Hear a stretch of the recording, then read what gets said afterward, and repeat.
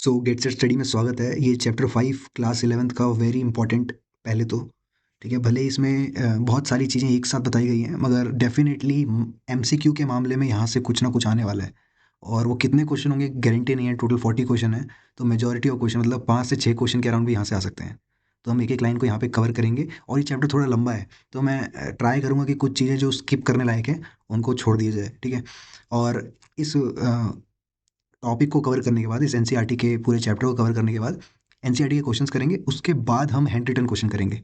और याद होगा चैप्टर 4 में जो प्रॉब्लम सॉल्विंग करके था, उसके हमने हैंड रिटन नहीं किए थे, तो इस वीडियो में हम वो भी करने वाले हैं, ठीक है। तो साथ में ही दोनों कर लेंगे।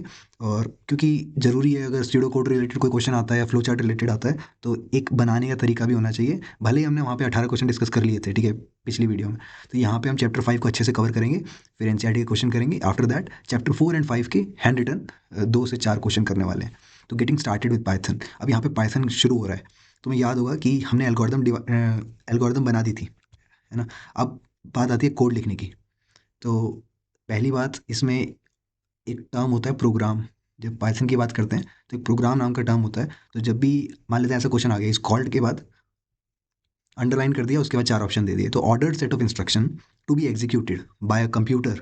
ठीक है, यहाँ थोड़ा अंतर है। Order set of instruction algorithm को भी कहते हैं, मगर यहाँ पे कंप्यूटर एग्जीक्यूट कर रहे हैं, तो इसको प्रोग्राम कहेंगे to carry out a specific task, ठीक है। And the language use to specify this set of instruction is called programming language. तो कोई भी लैंग्वेज में जिसका भी हम यूज़ कर रहे हैं उन इंस्ट्रक्शंस को लिखने में, जैसे कि Python is one of the language, ठीक है। तो हमें पता है जीरोज और वंस जो होते हैं वो कंप्यूटर समझता है, उसको मशीन लैंग्वेज या लो लेवल लैंग्वेज कहते हैं। ह्यूमंस के लिए ऐसे इंस्ट्रक्शन बना पाना डिफिकल्ट होता है, तो वो हाई लेवल प्रोग्रामिंग लैंग्वेजेस का यूज़ करते हैं, that is Python, C plus plus, Java and all, ठीक है, कि ह्यूमंस के लिए ईजी रहे। अब program written in high level language is called source code. तो सोर्स कोड कैसे कहते हैं? जो हाई लेवल लैंग्वेज में लिखा जाता है। हम चैप्टर 1 में देख चुके हैं, कंपाइलर्स एंड इंटरप्रेटर, ठीक है। तो ये क्या होते हैं, दोबारा से एक बार देख लेते हैं कि इसके कंपेयर मतलब अगर एक कोड लिखा गया तो कंपाइलर्स एंड इंटरप्रेटर्स क्या करते हैं? To translate the source code into machine language we use compilers and interpreter. Python use an interpreter to convert its instruction into machine language. तो यहाँ पे फिर से फिल इन द ब्लैंक्स आ सकता है। पाइथन क्या यूज़ करता है? कंपाइलर का यूज़ करता है, इंटरप्रेटर नहीं, वो इंटरप्रेटर का यूज़ करता है, ठीक है, क्योंकि लाइन बाय लाइन एग्जीक्यूशन कर रहा है, so that it can be understood by computer. तो पाइथन क्या किसका यूज़ करता है? इंटरप्रेटर का, ना कि कंपाइलर का। N interpreter process the program statement one by one, बोला मैंने, ठीक है। पूछा जा सकता है कि कंपाइलर और इंटरप्रेटर में क्या अंतर है? तो जब भी आता है ऐसा, तो one by one, first translating then executing, पहले ट्रांसलेट करेगा फिर एग्जीक्यूट करेगा। अब ये प्रोसेस कंटिन्यू होता है दो केसेस के लिए। पहला कि एरर आ जाए, या दूसरा कि अच्छे से पूरा प्रोग्राम बिना एरर के चल जाए, ठीक है। तो दोनों केसेस में this process is continued until an error encountered, कोई एरर आ जाता है, या फिर the whole program is executed successfully, या पूरा प्रोग्राम अच्छे से एग्जीक्यूट हो जाए। दोनों ही केसेस में प्रोग्राम की एग्जीक्यूशन रुक जाती है। कोई भी दिक्कत आए वो नीचे जाएगा ही नहीं, वहीं पे उसी लाइन पे रुक जाएगा। ऑन द कॉन्ट्रेरी, यानी यहाँ पे अब डिफरेंस की बात आ गई। कंपाइलर में क्या करता है? ट्रांसलेट करता है एंटायर सोर्स कोड को, पूरा सोर्स कोड ट्रांसलेट करता है, लाइन बाय लाइन नहीं करता, एज अ वोल, पूरा का पूरा, इनटू द ऑब्जेक्ट कोड। एक बार ऑब्जेक्ट कोड बना दिया उसने, after scanning the whole program, पूरा प्रोग्राम स्कैन करने के बाद वो एरर जो भी एरर मैसेजेस होते हैं, लाइन नंबर 7, 8, 12, 21, वो सबके सब एक साथ दिखाता है, ठीक है। फीचर्स ऑफ पाइथन, पाइथन यहाँ से तुम कर सकते हो। और पूछा जा सकता है what is Python? So Python is a high level language and what are its feature. तो ये फीचर्स बताने हैं, जल्दी जल्दी शॉर्ट में करते हैं। तो पाइथन एक हाई लेवल लैंग्वेज है, कोई नई बात नहीं, फ्री है और ओपन सोर्स है। ओपन सोर्स हम बता चुके हैं क्या होता है। It is an interpreted language, ठीक है। इंटरप्रेटर का यूज़ होता है। पाइथन जो एग्जीक्यूट होता है, पाइथन का कोड, वो इंटरप्रेटर के थ्रू होता है, ठीक है। Python program are easy to understand, और बहुत क्लियरली डिफाइंड सिंटेक्स होता है, बाकियों के मुकाबले सिंपल स्ट्रक्चर होता है। बोलते हैं कि पाइथन सीखना आसान है क्योंकि वो समझ में जल्दी आता है, मगर कोशिश करना सी प्लस प्लस या जावा पहले सीखो, क्योंकि आसान चीज़ें पहले सीखने के बाद बाकी चीज़ें डिफिकल्ट लगती हैं। पाइथन एक केस सेंसिटिव है, तो ये जो कैपिटल में नंबर लिखा है और या स्मॉल में जो नंबर लिखा है, दोनों अलग हैं, variable. Python is portable and platform independent, तो कहीं भी ले जाया जा सकता है, कोई प्लेटफॉर्म की दिक्कत भी नहीं है। Means it can run on various operating system और हार्डवेयर प्लेटफॉर्म, किसी भी ऑपरेटिंग सिस्टम पे काम कर जाएगा, हार्डवेयर प्लेटफॉर्म पे काम कर जाएगा। Rich library of pre defined function, तो पहले से ही कुछ फंक्शन बन रखे हैं, कुछ हम यहाँ देखने भी वाले हैं। अच्छा, वेब डेवलपमेंट में भी हेल्पफुल है, एक बड़ी अच्छी बात। मैंने अपने कॉलेज के टाइम पे एक प्रोजेक्ट किया था, जो कि पाइथन जो वेब सर्विसेज या एप्लीकेशंस बनाते हैं, वेब ऐप्स बनाते हैं, उसमें यूज़ करते हैं। तो अ, एक होता है जेंगो और एक होता है फ्लास्क, ठीक है। तो ये वेब डेवलपमेंट के लिए यूज़फुल है, पाइथन यूजिंग पाइथन। तो तुम पाइथन के कोड में एचटीएमएल डाल सकते हो, ये सब काम भी होता है। पाइथन यूजेस इंडेंटेशन, बताया था मैंने इंडेंटेशन, क्या होता है? For blocks and nested blocks, ठीक है? थोड़ा सा गैप दे देना उसको, एक फॉर लूप के अंदर हमारा कौन सा कोड रन करेगा वो थोड़ा सा गैप दे के या टैब दबा के जो हम कर सकते हैं वो इंडेंट करना कहते हैं उसे। अच्छे से हम फॉर्मल डेफिनेशन नीचे देखेंगे। Working with Python to write and run execute a Python program, हमें पाइथन का इंटरप्रेटर चाहिए, ठीक है, जो कि हमारे कंप्यूटर में होना चाहिए। python.org पे जाके डाउनलोड कर सकते हो उसको। पाइथन शेल भी कहते हैं, पाइथन के इंटरप्रेटर को पाइथन शेल भी कहते हैं। ऐसा करके कुछ दिखता है वो, ये 3 एरो दिखते हैं, यानी तुम्हारा पाइथन कोड रन होने के लिए तैयार है, ठीक है। Which indicate that the interpreter is ready to take instruction. तो वी कैन टाइप कमांड और स्टेटमेंट ऑन दिस प्रॉम्प्ट और पाइथन वो एग्जीक्यूट करेगा। तो एग्जीक्यूट करने के 2 तरीके हैं। एक तो इंटरैक्टिव मोड, पूछ सकते हैं कि what are the execution modes in Python interpreter, ठीक है। तो पाइथन इंटरप्रेटर हमारा शेल जो है पाइथन का, वो 2 तरीके से कमांड्स को लेता है। पहला इंटरैक्टिव मोड, दूसरा है स्क्रिप्ट मोड। इंटरैक्टिव मोड क्या होता है? अलाउ करेगा ये execution of individual statement instantaneously, मतलब तुमने एक कोड लिखा वो तुरंत उसका आउटपुट निकाल देगा अगर आउटपुट आना है तो। और स्क्रिप्ट में क्या होता है, तुम बहुत सारे इंस्ट्रक्शन एक साथ लिख देते हो, उसके बाद Python source code file that can B execute, उसके बाद वो एक फाइल बन जाती है, उसको फिर तुम एक साथ रन कर सकते हो। और वो इंटरप्रेटर लाइन बाय लाइन ही चेक करेगा, ठीक है। तो इंटरैक्टिव मोड में क्या हो गया, जैसे 1+2 करा तो डायरेक्टली 3 आउटपुट आ गया। हेलो प्लस वर्ड करा तो हेलो वर्ड लिखा हुआ आ गया बिना गैप के, ठीक है। ये हो गया इंटरप्रेटर। स्क्रिप्ट मोड में क्या होता है? अच्छा, इंटरप्रेटर का काम सिंगल लाइन का कोड लिखना है तब ठीक है, मगर तुम्हें जब बहुत सारी स्टेटमेंट्स को फ्यूचर में भी यूज़ करना है तब दिक्कत है, और तुम्हें बार बार टाइप करना रीटाइप करना पड़ेगा। स्क्रिप्ट मोड में ऐसा नहीं होता, क्योंकि 4 नंबर के सवाल में ऐसा पूछ सकते हैं कि इन दोनों मोड में क्या अंतर है, इंटरैक्टिव मोड और स्क्रिप्ट मोड में क्या अंतर है, ठीक है। तो ये बढ़िया से ये मत बनाना, मगर इतना लिख देना कि 3 एरो बना के वो डायरेक्टली आउटपुट दे रहा है। स्क्रिप्ट मोड में क्या होता है कि डॉट पाई नाम की एक्सटेंशन से तुम फाइल सेव कर देते हो, ठीक है। कहाँ पे? स्क्रिप्ट, ऐसे करके एक स्क्रिप्ट बना दी। तो इन्होंने क्या करा यहाँ पे, type the file name along with the path of the prompt, ठीक है। तो अगर इन्होंने फाइल का नाम है प्रोग्राम prog 5.1, यानी चैप्टर 5 की पहला प्रोग्राम हमने ये बना दिया है, ठीक है। उसको डॉट पाई करके directly from IDLE as shown in the figure. तो देखो जैसे ही हमने मान लो ये दोनों लाइनें लिखी, प्रिंट स्टेटमेंट, ठीक है, पहले सेव अर्थ, दूसरी प्रिंट है प्रिजर्व फ्यूचर। तो अब इसका आउटपुट जो होगा वो तुम्हें रन करना है, तो क्या कर सकते हो, रन पे क्लिक करो। ये हमारा सोर्स कोड फाइल है, इसको रन करा, F5 दबा दो या फिर डायरेक्टली रन पे क्लिक करो, तो हमारा जो आउटपुट आएगा वो स्क्रिप्ट मोड में एग्जीक्यूट हो जाएगा। तो ये इंटरैक्टिव मोड नहीं है, ये स्क्रिप्ट मोड है। बात समझ में आई? क्योंकि यहाँ पे प्रोग्राम ले रहे हैं जो हमने प्रोग्राम का नाम रखा है। पाइथन के keywords, another very important topic. Keywords क्या होते हैं, आइडेंटिफायर्स क्या होते हैं, और डेटा टाइप्स वगैरह सब कुछ। तो keywords are reserved words. Keywords क्या होते हैं, रिजर्व वर्ड्स होते हैं जो हमने संभाल के रखे हुए हैं, कुछ ना कुछ काम है उनका। Each keyword has a specific meaning, बताया ना कोई मीनिंग है उनका in Python interpreter. We can use a keyword in our program only for the purpose of which has been defined.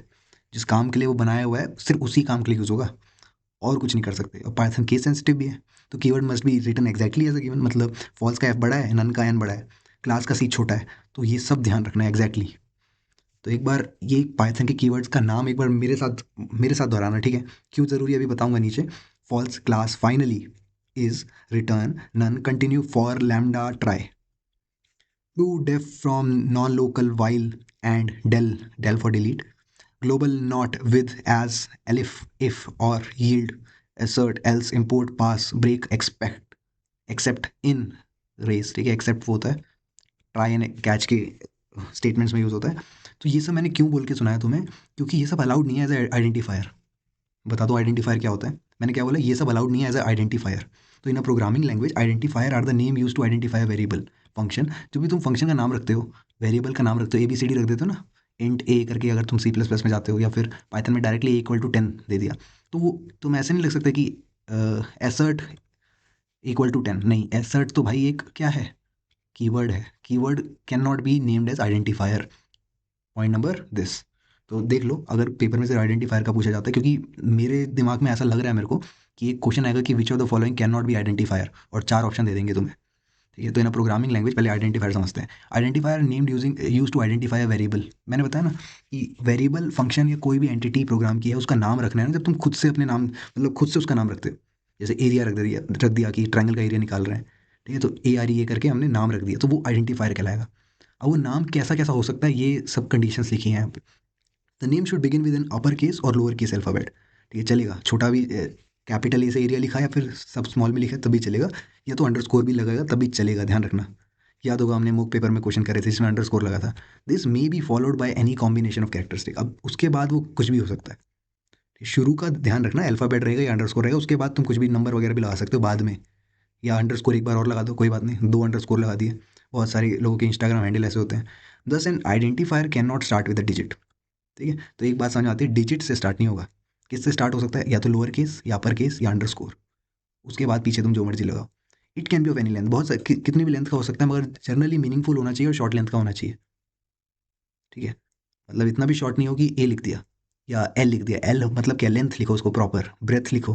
ठीक है, it should not be a keyword. बताया ना, जो ऊपर रिजर्व वर्ड थे वो उनमें से नहीं होना चाहिए, जो टेबल हमने अभी देखी। We can not use special symbol also, हम ये सब भी यूज़ नहीं कर सकते।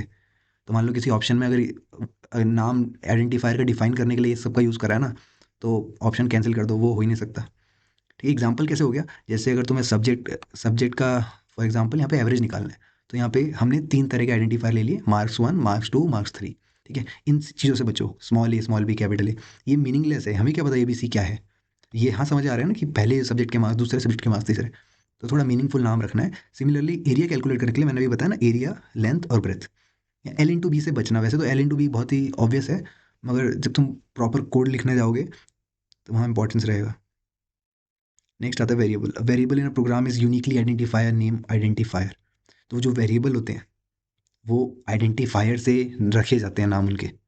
वेरिएबल क्या होते हैं? जो चेंज हो सकते हैं। जैसे कभी लेंथ चेंज हो गई, है ना, तो लेंथ अगर तुम्हारी 10 है तो एक वेरिएबल ही तो है, वेरिएबल लेंथ नाम का है, जिसकी वैल्यू भी 10 है, 10 सेंटीमीटर मान लो। मगर वेरिएबल समझ में आया कि यूनिकली आइडेंटिफायर की हेल्प से हम वेरिएबल का नाम रख सकते हैं।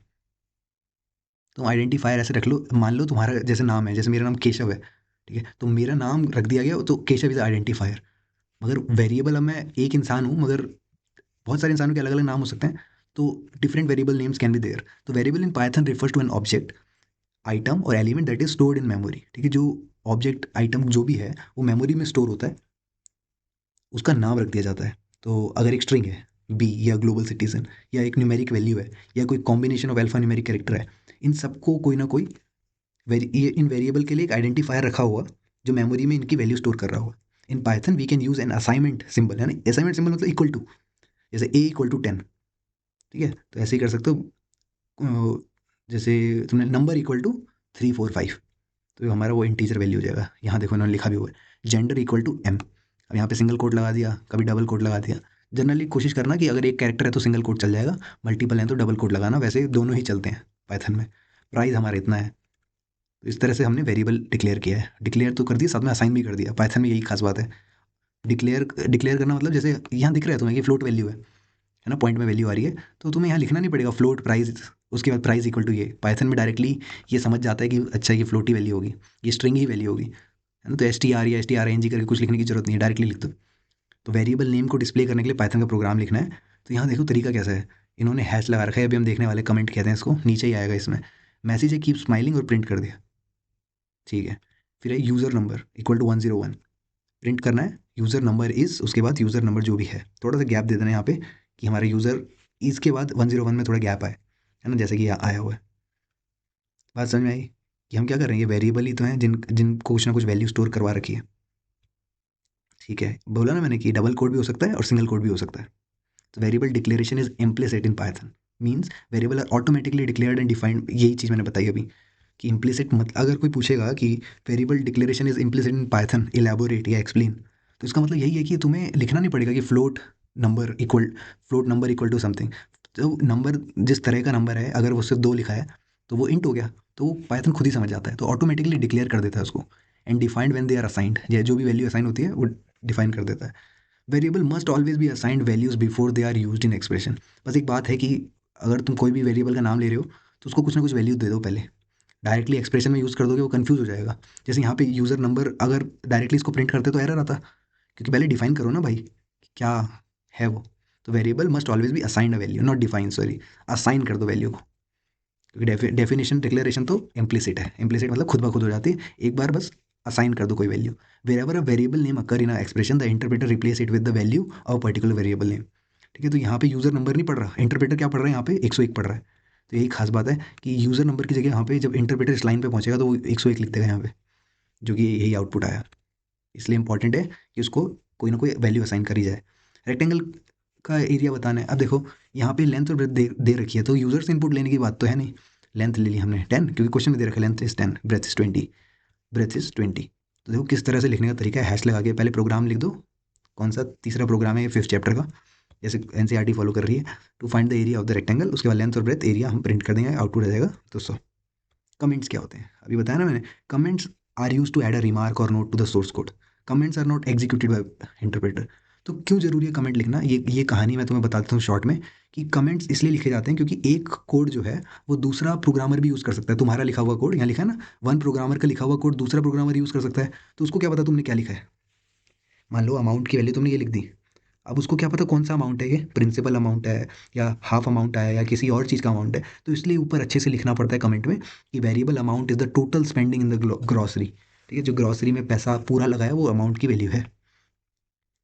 ठीक है, तो इसलिए ज़रूरी है कि अगर तुम फ्यूचर में भी देख रहे हो उसको, अभी तो तुम बोलोगे कि क्या है इसमें, 2 नंबर का सम ही तो करना है, तो इसमें ये सब लिखने की क्या ज़रूरत। इसलिए ज़रूरत है क्योंकि जब जब तुम सॉफ्टवेयर लेवल पे काम करोगे तो वहाँ बहुत बड़े कोड होते हैं, ठीक है, हज़ार हज़ार लाइन के होंगे, इतना बेसिक नहीं रहेगा, ये तो समझाने के पॉइंट ऑफ व्यू से है। तो इसलिए कमेंट्स की ज़रूरत रहती है और इसको हैश साइन से लगाते हैं। तो यहाँ थोड़ा अच्छी बात देखो, स्पेंडिंग ऑन के बाद जब ग्रॉसरीज पे गए तो फिर से हैश लगाया, तो एक लाइन पे एक कमेंट आएगा, मतलब एक हैश जो है वो लिखा है ना, Python comment start with hash, everything followed by hash till the end of the line is treated as a comment for, so next comment के लिए हमें फिर से हैश लगाना पड़ेगा। बात समझ में आई। एवरीथिंग इज एन ऑब्जेक्ट, ठीक है, हर चीज़ ऑब्जेक्ट है। पाइथन ट्रीट एवरी वैल्यू और डेटा आइटम, जो भी न्यूमेरिक है स्ट्रिंग है कुछ भी हो, उसको ऑब्जेक्ट की तरह देखता है। Since that it can be assign to some variable और can be pass to a function और एज एन आर्ग्यूमेंट। देखो यहाँ पे एक बात है ओप्स प्रोग्रामिंग की, ऑब्जेक्ट ओरिएंटेड प्रोग्रामिंग, ठीक है, अभी ऑब्जेक्ट की बात हो रही है, एवरीथिंग इज ऑब्जेक्ट, तो ऑब्जेक्ट ओरिएंटेड प्रोग्रामिंग कहता है कि हम हर चीज़ को ऑब्जेक्ट के फॉर्म में लेते हैं, जो भी वेरिएबल का नाम रख लो, बॉक्स, व्हीकल, स्टूडेंट, जो भी है। तो सी प्लस प्लस, जावा, ये सब ऑब्जेक्ट ओरिएंटेड प्रोग्रामिंग है। तो ये किस किस चीज़ से, दो चीज़ों से एसोसिएट करते हैं ऑब्जेक्ट, पहला कि क्या डेटा है, क्या एट्रीब्यूट है, दूसरा बिहेवियर और मेथड। डेटा एट्रीब्यूट मैं कैसे बताऊँ तुम्हें, कि मान लो कि एक क्लास बना दी मैंने, that is an object, Python की रिस्पेक्ट में समझाता हूँ, ठीक है, पाइथन भी ऑब्जेक्ट ओरिएंटेड की कैटेगरी में आता है, मगर क्या होता है इसमें ऑब्जेक्ट जो है वो थोड़ा लूजली कास्टेड होते हैं, पता नहीं चलता कि वो एट्रीब्यूट है या मेथड है। अब तुम एट्रीब्यूट मेथड बार बार सुन रहे होगे, आगे हम देखने वाले हैं, मगर मैं शॉर्ट में बता देता हूँ। देखो एक क्लास बना दी मैंने एनिमल नाम से, ठीक है, क्लास बना दी डॉग नाम से, तो जब मैं उसको इनिशियलाइज करूँगा ना, डेफ अंडरस्कोर अंडरस्कोर इनिट या अंडरस्कोर अंडरस्कोर ऐसे करके, जब इनिशियलाइज करूँगा तो डॉग का नाम मैंने सेल्फ कर देता ना, सेल्फ डॉट इनिशियलाइज, तो वहाँ पे अगर मैं डॉग का नाम मैंने रख दिया पपी फॉर एग्जाम्पल, तो वो हमारा क्या हो गया, एट्रीब्यूट हो गया। और मैंने एक मेथड बना दिया कि जब भी तुम उस मेथड को कॉल करोगे तो डॉग बार्क करेगा, तो बार्क नाम से मैंने एक मेथड बना दिया, तो जब भी तुम करोगे ना कि डॉग डॉट बार्क और फिर दो पैरेंथेसिस लगा दोगे, तो फिर आएगा कि वूफ वूफ करके आ जाएगा। बात समझो, मतलब आइडिया थोड़ा समझो कि एट्रीब्यूट और मेथड में क्या अंतर है।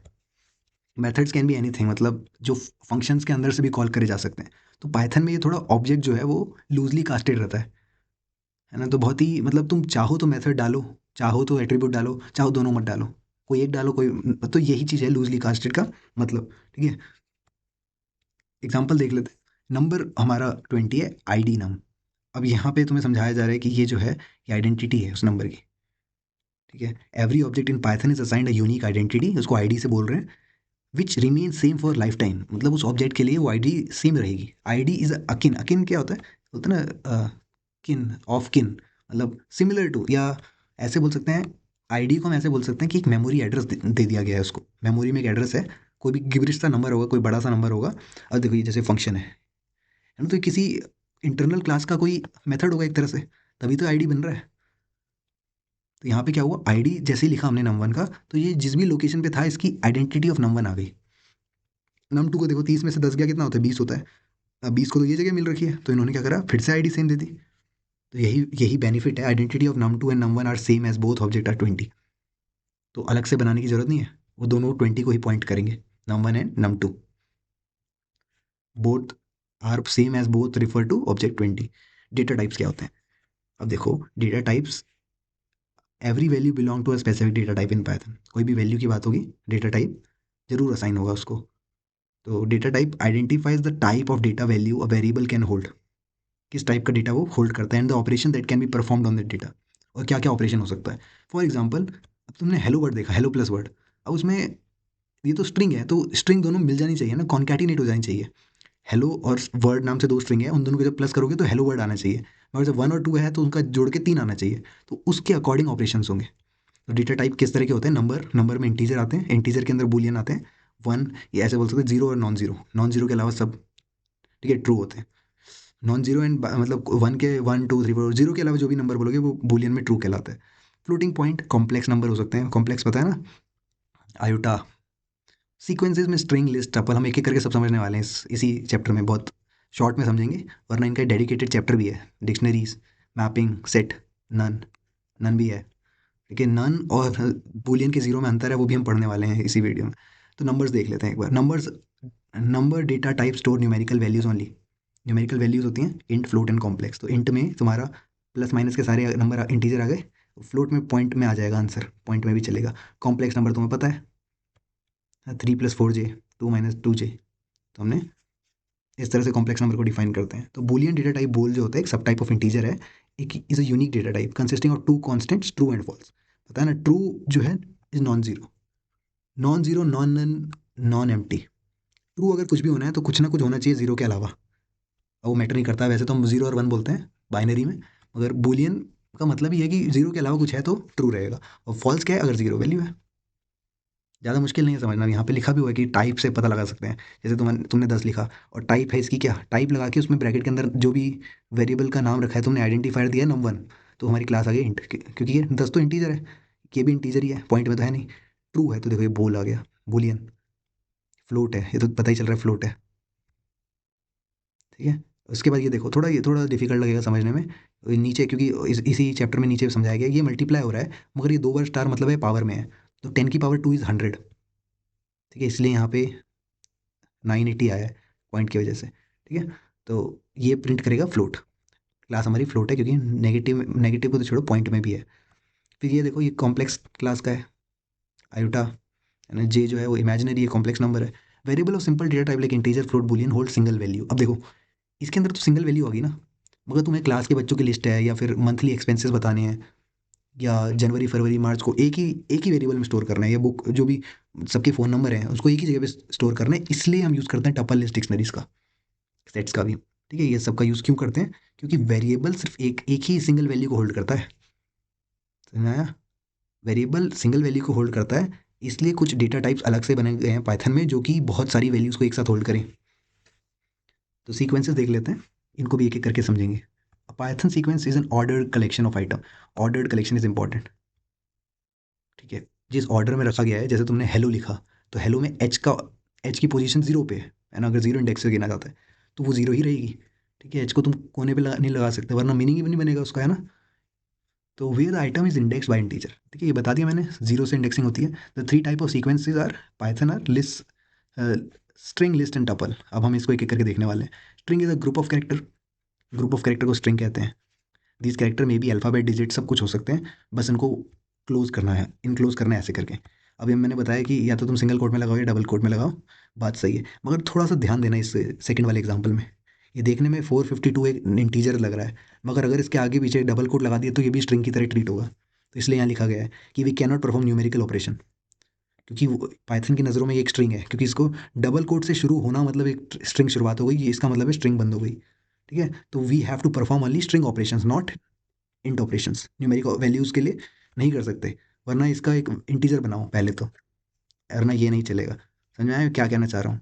मैं कहना चाह रहा हूँ कि 452 is considered as string even though it is a integer, just because it is starting और एंडिंग विद कोट्स, ठीक है। तो बोला ना कि string values are include either in single quote और डबल कोट, तो यही बताता है। लिस्ट का क्या है, लिस्ट में ये ब्रैकेट, स्क्वायर ब्रैकेट्स लगते हैं, ये हमने मॉक टेस्ट में भी देखा था।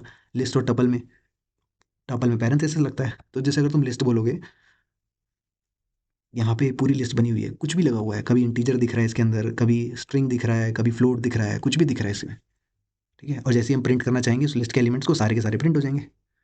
अब टपल का देखो थोड़ा, tuple is a sequence of item separated by commas और पैरेंथेसिस से वो इनक्लोज रहते हैं, अनलाइक अपने लिस्ट होते हैं स्क्वायर ब्रैकेट से, ये पैरेंथेसिस है। और ये इंपॉर्टेंट लाइन है, on creation we can not change the tuple, एक बार टपल बन गया तो बन गया, बदल नहीं सकते। यही अंतर है स्ट्रिंग और सॉरी लिस्ट और टपल में, ये हमने टपल बना दिया, अब इसका आउटपुट कर दिया, सब कुछ सेम है, अगर एक बार बन गया तो वी कैन नॉट चेंज। इसमें क्या है, मान लो नई दिल्ली की जगह से मैं दिल्ली लगाना है तो हटा दो इसको। उसके भी तरीके हैं। सेट क्या होता है? सेट अनऑर्डर्ड कलेक्शन है पहले तो, ऑर्डर मैटर नहीं करता। दूसरा कि यहाँ पे रिपीटिशन, डुप्लीकेट एंट्रीज की ज़रूरत नहीं है। मतलब डुप्लीकेट अगर रखोगे भी ना तब भी वो आएगी नहीं। पहले तो पहले मैं पढ़ लेता हूँ इसको कि तुम्हें क्लियर हो जाए कि एक अनऑर्डर्ड कलेक्शन ऑफ आइटम है separated by commas and items are included in curly braces. देखो जब तुम लिखोगे ना आंसर शीट में, तो ये सुनने में तो बड़ा ऑब्वियस लग रहा है, कॉमा से ही सेपरेट होता है, मगर जब लिखोगे तो तभी तुम्हारा आंसर प्रॉपर बनेगा, इसलिए लिखना है ये। और कर्ली ब्रेसेस से बनेगा हमारे सेट्स। तो क्या बोल रहे हैं? Set is an unordered collection. पहले तो बताना है ऑर्डर्ड है अनऑर्डर्ड है। ठीक है, उसके बाद जैसे ये ऑर्डर्ड है, उसके बाद बोलेंगे सेपरेटेड बाय कॉमास, अगली लाइन में लिखेंगे सेपरेटेड बाय कॉमास, तीसरी लाइन में लिखेंगे कि किससे इंक्लूज कर रहे हैं, पैरेंथेसिस से, स्क्वायर ब्रैकेट से, कर्ली ब्रैकेट से, किससे। ठीक है, और एक सिंपल लिस्ट की तरह सेट भी होता है, मगर यहाँ पे डुप्लीकेट वैल्यूज नहीं होती। टपल में कैन नॉट चेंज, अगर एक बार टपल बन गया तो। यहाँ पे सेट में डुप्लीकेट वैल्यू नहीं होती। तो देखो यहाँ पे बस कर्ली ब्रैकेट लगा दिया और ये क्लास सेट का निकला है।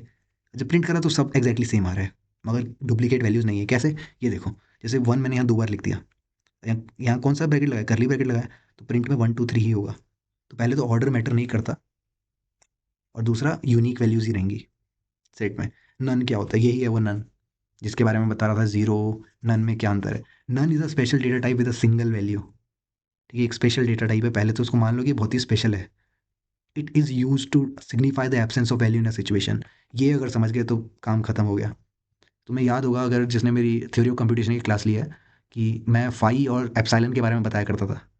तो ये एक तरह से फाई है भाई, मतलब एग्जिस्ट कुछ नहीं करता। अब मुझे बताना है कि यहाँ पे कुछ एग्जिस्ट नहीं करता, तो मैं कैसे बताऊंगा? मैं नन लिख दूंगा। कुछ एग्जिस्ट ना करना और ज़ीरो होने में बहुत अंतर है भाई।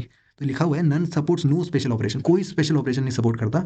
और ना ही वो फॉल्स है, ना ही वो ज़ीरो है। ज़ीरो और फॉल्स में भी कुछ ना कुछ वैल्यू तो है ना, नन में वो भी नहीं है। तो अगर मैं किसी भी वैल्यू को नन रख दूंगा तो वो नन टाइप में आ जाएगा, और जब भी हम प्रिंट करेंगे तो नन ही प्रिंट करेगा। इसके यूज़ केसेस भी है बहुत, मगर अभी फिलहाल नहीं पढ़ते हैं। मैपिंग देख लेते हैं थोड़ी। Mapping is an unordered data type in Python. थोड़ा दिमाग में रखना, मैपिंग पाइथन में सिर्फ डिक्शनरी अलाउ करता है। लिखा है ना, only one standard mapping in Python, dictionary. तो डिक्शनरी क्या है? एक अनऑर्डर्ड डेटा, अनऑर्डर्ड है पहले तो। ठीक है, ऑर्डर की जरूरत नहीं है, बस यहाँ पे की वैल्यू के चक्कर लगता है। की वैल्यू पेयरिंग होती है, जो अगर तुमने आंसर में की वैल्यू डाल दिया तो टीचर समझ जाएगा, उसको पता है। और आइटम्स इन डिक्शनरी जो है कर्ली ब्रैकेट, यानी एक तरह के सेट है ना। Dictionary permit faster access to data, dictionary की हेल्प से फास्टर एक्सेस हो जाता है। Every key separated from value, एक कॉलन का यूज़ करके। साथ में एग्जांपल भी देखते जाओ। ये की है फ्रूट, कॉलन का यूज़ हो रहा है, और ये वैल्यू है एप्पल। ठीक है, हर की एक वैल्यू है। अगर यहाँ मैं लिखूँ डॉग, यहाँ पे आएगा German shepherd. The key value pair of a dictionary can be access using key help से। अगर तुम जब भी फ्रूट को देखोगे तो एप्पल आना चाहिए output. The keys are usually strings and their values can be any data type. Key generally strings होती हैं, देख रहे हो तुम, स्ट्रिंग बना रखा है। फ्रूट भी स्ट्रिंग है, प्राइस केजी में स्ट्रिंग है। ठीक है, जनरली स्ट्रिंग होती हैं, ज़रूरी नहीं है यहाँ पे अगर 1 2 भी लिख दोगे तो भी चलेगा। रोल नंबर और बच्चे का नाम ऐसे भी कर सकते हैं। In order to access any value in the dictionary we have to specify the key in square bracket. क्या कहना चाह रहा हूँ? मेरे को प्राइस पता करना है, 120 अगर आउटपुट लाना है, ये मेरी डिक्शनरी बन गई है। ठीक है, तो मैं क्या करूँगा, यहाँ पे प्रिंट पूछूंगा, डिक्शनरी का नाम लिखूंगा, ब्रैकेट के अंदर लिखूंगा प्राइस। मतलब मैंने की लिख दी। की क्या है? ये की है। तो वैल्यू क्या है इसकी? 120 आउटपुट आ गया। Mutable and immutable data types देख लेते हैं यहाँ पे। पेपर में क्वेश्चन आ सकता है, और इसको कैसे एक्सप्लेन करना है कि variable whose values can be change after they are created. एक बार वेरिएबल क्रिएट कर दिए, उनकी वैल्यू क्रिएट होने के बाद अगर चेंज कर सकते हैं तो उनको हम म्यूटेबल कहते हैं। Variable whose value can not be change after they are created and assigned are called immutable. तो एक बार क्रिएट कर दिया तो उसके बाद चेंज नहीं हो सकता, तो इम्यूटेबल कहलाएगा। एग्जाम्पल्स भी देखेंगे। और जब भी तुम एक when an attempt to made to update the value of immutable variable the old variable is destroy. ठीक है, जब भी तुम किसी इम्यूटेबल वेरिएबल को, जिसको तुम चेंज नहीं कर सकते, उसको तुम चेंज करने की कोशिश करोगे तो वो पुराना वाला वेरिएबल डिस्ट्रॉय हो जाएगा, and new variable is created by the same name in memory. Okay, तो ये पॉइंट भी इंपॉर्टेंट है। ये हमने, मैं जब हैंड राइटिंग वाले क्वेश्चन कराऊंगा वीडियो के लास्ट में, तो वहाँ पे ये चीज़ एक्सप्लेन करी हुई है। कि उसमें पूछा गया था कि आईडी कैसे जनरेट होती है, और ऑब्जेक्ट आईडी से मतलब वेरिएबल जो है क्या चीज़ स्टोर करता है एक्चुअल में। तो पाइथन में टू टाइप्स ऑफ क्लासिफिकेशन। ठीक है, म्यूटेबल एंड इम्यूटेबल। तो इम्यूटेबल में हमारे integer, float, boolean, tuple, strings आ जाते हैं। टपल का मैंने बहुत सारे एग्जांपल बता रखे हैं। म्यूटेबल हमारा लिस्ट, सेट और डिक्शनरी होता है। तो एक एग्जांपल के साथ देखते हैं। यहाँ पे अगर num1 जो है वो 300 वैल्यू को स्टोर कर रहा है, तो एक्चुअल में 300 को नहीं स्टोर कर रहा, ये एक रेफरेंस को स्टोर कर रहा है। ठीक है, तो object is reference by the identifier num1। num1 क्या? एक आइडेंटिफायर है, एक नेम गिवन टू वेरिएबल है। और ये ऑब्जेक्ट है मेमोरी में, तो 300 इज़ द ऑब्जेक्ट वैल्यू और उसको एक आईडी मिल रखी है, let's say 1000, it could be anything, ठीक है, ये एड्रेस टाइप का स्टोर करता है। और अगर हम num2 is equal to num1 कर रहे हैं तो वो दोनों ही एक ही ऑब्जेक्ट को रेफरेंस करेंगे, ठीक है, variable with same value have same identifier, तो वो भी मेमोरी लोकेशन 100 यानी आईडी 100 पे लोकेट करेगा।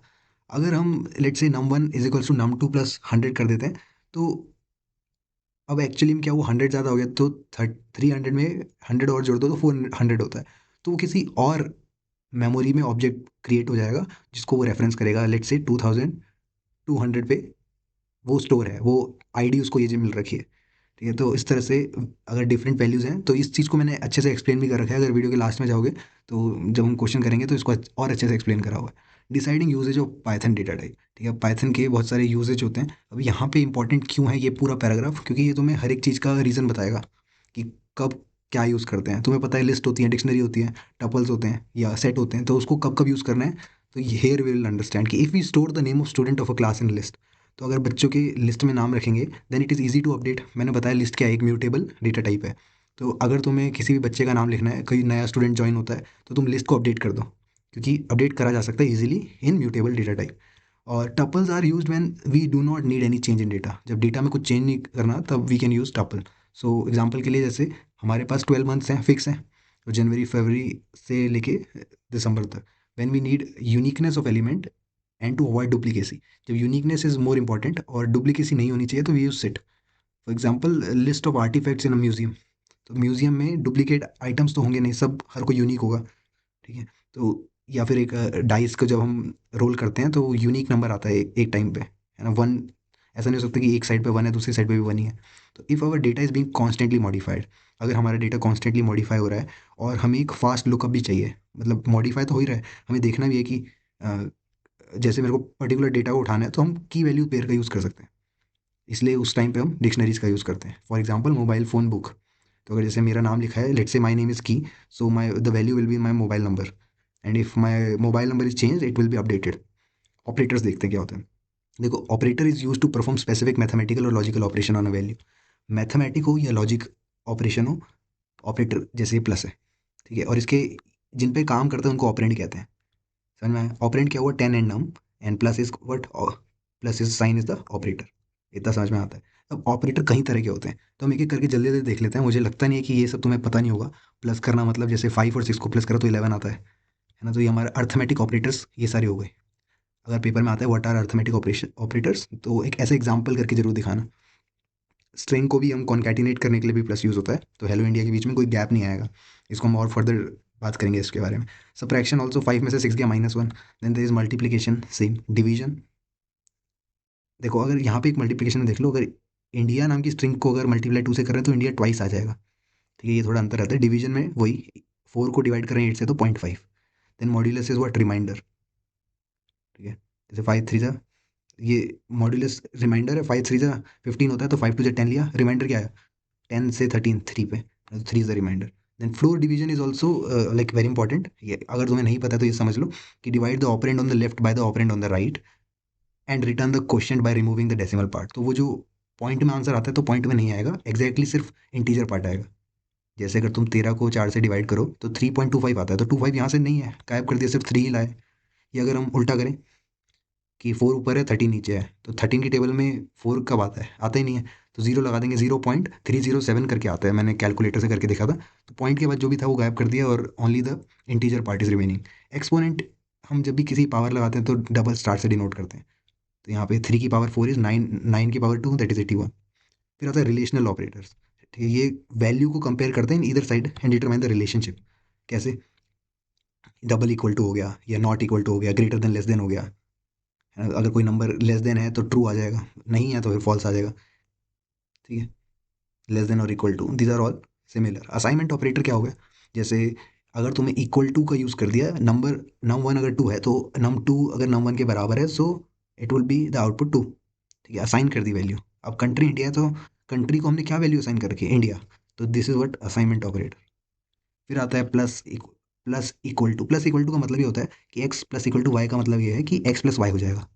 फॉर एग्जाम्पल नम वन हमारा 10 है, नम टू हमारा 2 है, तो नम वन में अगर plus equal to num two करेंगे तो 10 में 2 जोड़ोगे कितना आ गया, 12 आ गया, दैट्स इट।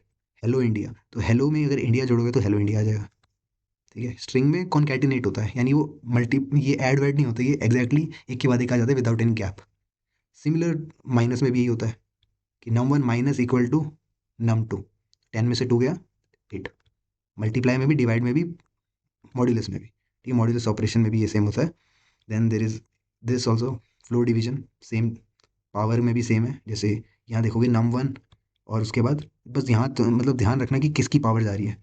तो नम वन जो है उसकी पावर 3 होगी, मतलब 2 की पावर 3 इज 8।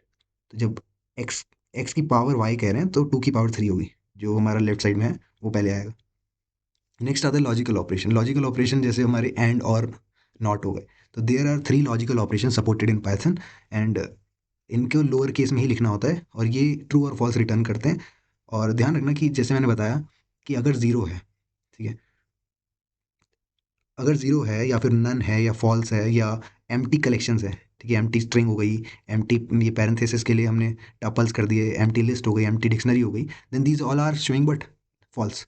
और ट्रू क्या है, कोई भी वैल्यू चलेगी, doesn't matter, -20 +10 whatever it is. ठीक है, तो देखो यहाँ बोल लगा के इन्होंने समझाया कि नम वन लिखा and num two, 10 and -20 true आएगा, क्योंकि at least they are not zero, right. Zero अगर है तब दिक्कत है। जैसे यहाँ पे जीरो, एक भी जीरो आ गया, और एंड में क्या होता है, एक भी जीरो आता है तो फॉल्स हो जाता है। False and false is false. और कभी सेम में एंड में क्या होता है, और का पता है ना तुम्हें कि अगर एक भी ट्रू है तो it will be true. See true और फॉल्स इज में और आ रखा है, तो एक भी ट्रू है तो ट्रू है। लॉजिकल नॉट में जो भी होता है उसका अपोजिट कर देते हैं। तो जैसे अगर हम नॉट नम वन करेंगे, तो नम वन क्या है हमारा, ट्रू है। 10 इज व्हाट, नॉन जीरो, तो bool of num one is false. फिर आइडेंटिटी ऑपरेशन आ जाते हैं, use to determine whether value of a variable is of certain type और नॉट।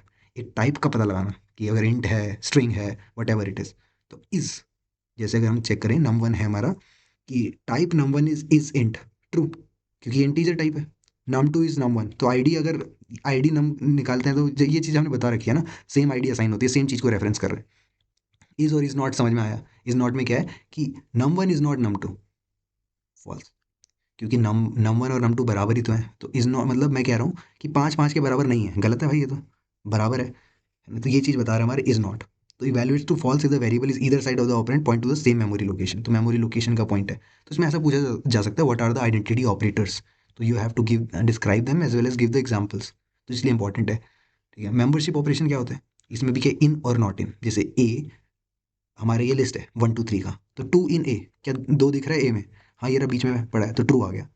अब यहाँ देखो, ये थोड़ा कंफ्यूजिंग लग सकता है, 1 इन ए, वन भी है मगर ये स्ट्रिंग वाला वन है, ये कैरेक्टर टाइप मान रहा है, ये स्ट्रिंग समझ रहा है, तो फॉल्स है। ऐसा वन तो नहीं है हमारे पास इंटीजर वाला वन है। ठीक है, नॉट इन का तुम्हें पता ही है, 10 नॉट इन, क्या यहाँ पे 10 दिख रहा है, नहीं, तो सही बात है भाई, नहीं दिख रहा है 10। इन एक्सप्रेशन पे आ जाते हैं। एक्सप्रेशन क्या होता है, देखो ये पेपर में आ सकता है, अगेन एक एमसीक्यू बन सकता है कि which of the following are not valid expression. तो ध्यान रखना, एक्सप्रेशन पहले तो होता क्या है, combination of constant, variable and operators. सिर्फ ऑपरेटर अकेला काम नहीं, देखो ठीक है ना, वैल्यू और stand alone variable is also consider expression, but a stand alone operator is not an expression. तो ये 100 भी चलेगा, नम भी चलेगा, दोनों एक्सप्रेशन है, मगर सिर्फ माइनस लिखा हो तब दिक्कत है। बाकी ये सारे के सारे एग्जाम्पल एक्सप्रेशन के, यानी ये सब एक्सप्रेशन है। ठीक है, प्रेसिडेंस ऑफ ऑपरेटर्स, देखो तुम्हें याद होगा हम बोर्ड मास का रूल करते थे, तो यहाँ पे थोड़ा प्रेसिडेंस सिमिलर टू दैट है, मगर कुछ चीज़ें, कुछ पॉइंट ध्यान रखना है कि बाइनरी ऑपरेटर्स क्या होता है, यूनरी ऑपरेटर्स क्या होते हैं, ये सब पढ़ लेते हैं यहाँ पे। तो प्रेसिडेंस के बेसिस पे हम एक्सप्रेशन को सॉल्व करते हैं। जैसे हम क्या करते हैं, मल्टीप्लाई पहले करते हैं प्लस माइनस से, है ना, बोर्ड मास का रूल कहता है। तो कंप्यूटर में क्या क्या बात है कि higher precedence operation is evaluated before the lower precedence operator. एकदम सही बात है ना, कि मल्टीप्लाई पहले होगा फिर प्लस माइनस बाद में होगा। और हम जो भी पढ़ रहे हैं वो बाइनरी ऑपरेटर्स हैं। अभी देखा A+B, तो यहाँ पे 2 ऑपरेंड की जरूरत है, जहाँ 2 ऑपरेंड की जरूरत हो वहाँ पे बाइनरी लगता है। ठीक है, यूनरी ऑपरेटर क्या होता है, सिर्फ एक ऑपरेंड की जरूरत है, जैसे हम A++ कर देते हैं, है ना, इंक्रीमेंट करने के लिए C++ में। They have a higher precedence than a binary operator, minus as well as plus operator can act both unary और बाइनरी ऑपरेटर। तो कोई पूछेगा कि कौन सा ऑपरेटर जो है वो यूनरी और बाइनरी दोनों ही फॉर्म में ऑपरेट कर सकता है, तो minus as well as plus, but not is a unary logical operator. अगर नॉट जो है वो सिर्फ यूनरी ही है। अगर तुम्हें किसी भी चीज़ का नेगेशन करना है, नॉट ट्रू इज फॉल्स, है ना, नॉट वन इज जीरो। तो यहाँ पे माइनस को हम यूनरी ऑपरेटर लगा रहे हैं, वैल्यू को माइनस ऑफ डेप्थ कर दिया, तो ये माइनस, सिर्फ माइनस क्या है, यूनरी ऑपरेटर है। ठीक है, यहाँ पे वो मैंने प्लस प्लस इंक्रीमेंट और माइनस माइनस वाला वो C++ में होता है, यहाँ पे नहीं होता। तो उस चीज़ का ध्यान रखना, वो जस्ट एग्जाम्पल था फॉर सी प्लस प्लस। यहाँ पे क्या है, सिर्फ माइनस लगा दिया, it is a unary operator. अब देखो मैं कह रहा हूँ नॉट ट्रू इज़ व्हाट, तो नॉट ट्रू इसका आंसर फॉल्स हो जाएगा।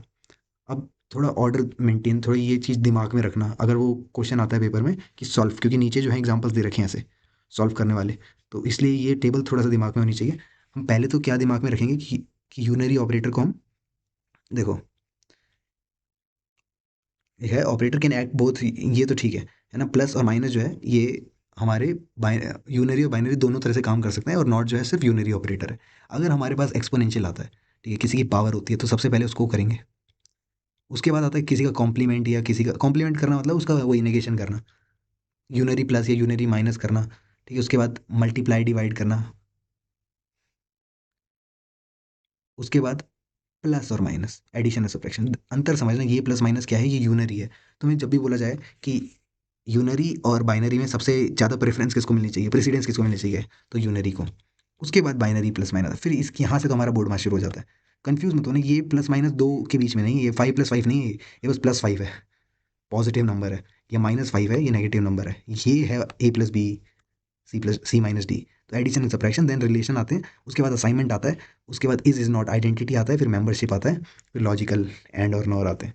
थोड़ा सा दिमाग में दोबारा से बोल रहा हूँ मैं कि एक्सपोनेंट को सबसे ऊपर रखेंगे, फिर यूनरी चीज़ें आएंगी, फिर अपना मल्टीप्लाई डिवाइड आता है, उसके बाद प्लस माइनस आता है, फिर greater than equal to comparison आते हैं, फिर असाइनमेंट आता है, वो जो इक्वल टू आता है, फिर इज नॉट आता है, आइडेंटिटी ऑपरेटर, और फिर मेंबरशिप ऑपरेटर, इन और नॉट इन, फिर बाकी लॉजिकल आते हैं। तो पैरेंथेसिस जो है वो सबसे टॉप पे माना जाएगा। बताए, ये तो तुम्हें पता ही है, हम वी बोर्ड मास करके कुछ बोलते हैं ना शुरू में, हम पहले हमेशा ब्रैकेट ब्रैकेट ठीक करते हैं। For operators with equal precedence expression for, हाँ, अगर मान लो कि तुम्हारे पास प्लस और माइनस साथ में है, तो पहले किसको करें, प्लस को करें माइनस को करें, देखो फर्क पड़ता नहीं है, मगर हमेशा ये कन्वेंशन लगाना कि लेफ्ट से राइट को जाना। जैसे अगर इसको इसको देखो, 20+30 मल्टीप्लाई 40, तो पहले तो मल्टीप्लाई की प्रेसिडेंस ज़्यादा होती है, तो हमारा कितना आंसर आ गया, 1220 आ गया। ठीक है, अब इसको देखो, अब यहाँ क्या करेंगे, हम लेफ्ट से राइट जाएंगे। बात वही है, 20, देखो जब तुम पेपर में अगर आता है ये सॉल्व करने को, मान लेते हैं कि किसी क्वेश्चन का पार्ट आ गया कि सॉल्व दिस एज वेल, तो इन्होंने पहले क्या करा, इन दोनों को सॉल्व करके दिखाया, तो वहाँ पैरेंथेसिस लगा के करा है, -10 +40, ठीक है, तो यहाँ 30 आ गया। देखो यहाँ से भी करोगे तो वही आएगा, 10 आ जाएगा, यहाँ से 10 में भी जोड़ा 30 आ गया। मगर थोड़ा ध्यान रखना, लेफ्ट टू राइट का थोड़ा चक्कर रहता है हमारे, जब भी हम प्रोग्रामिंग की बात करते हैं उसमें।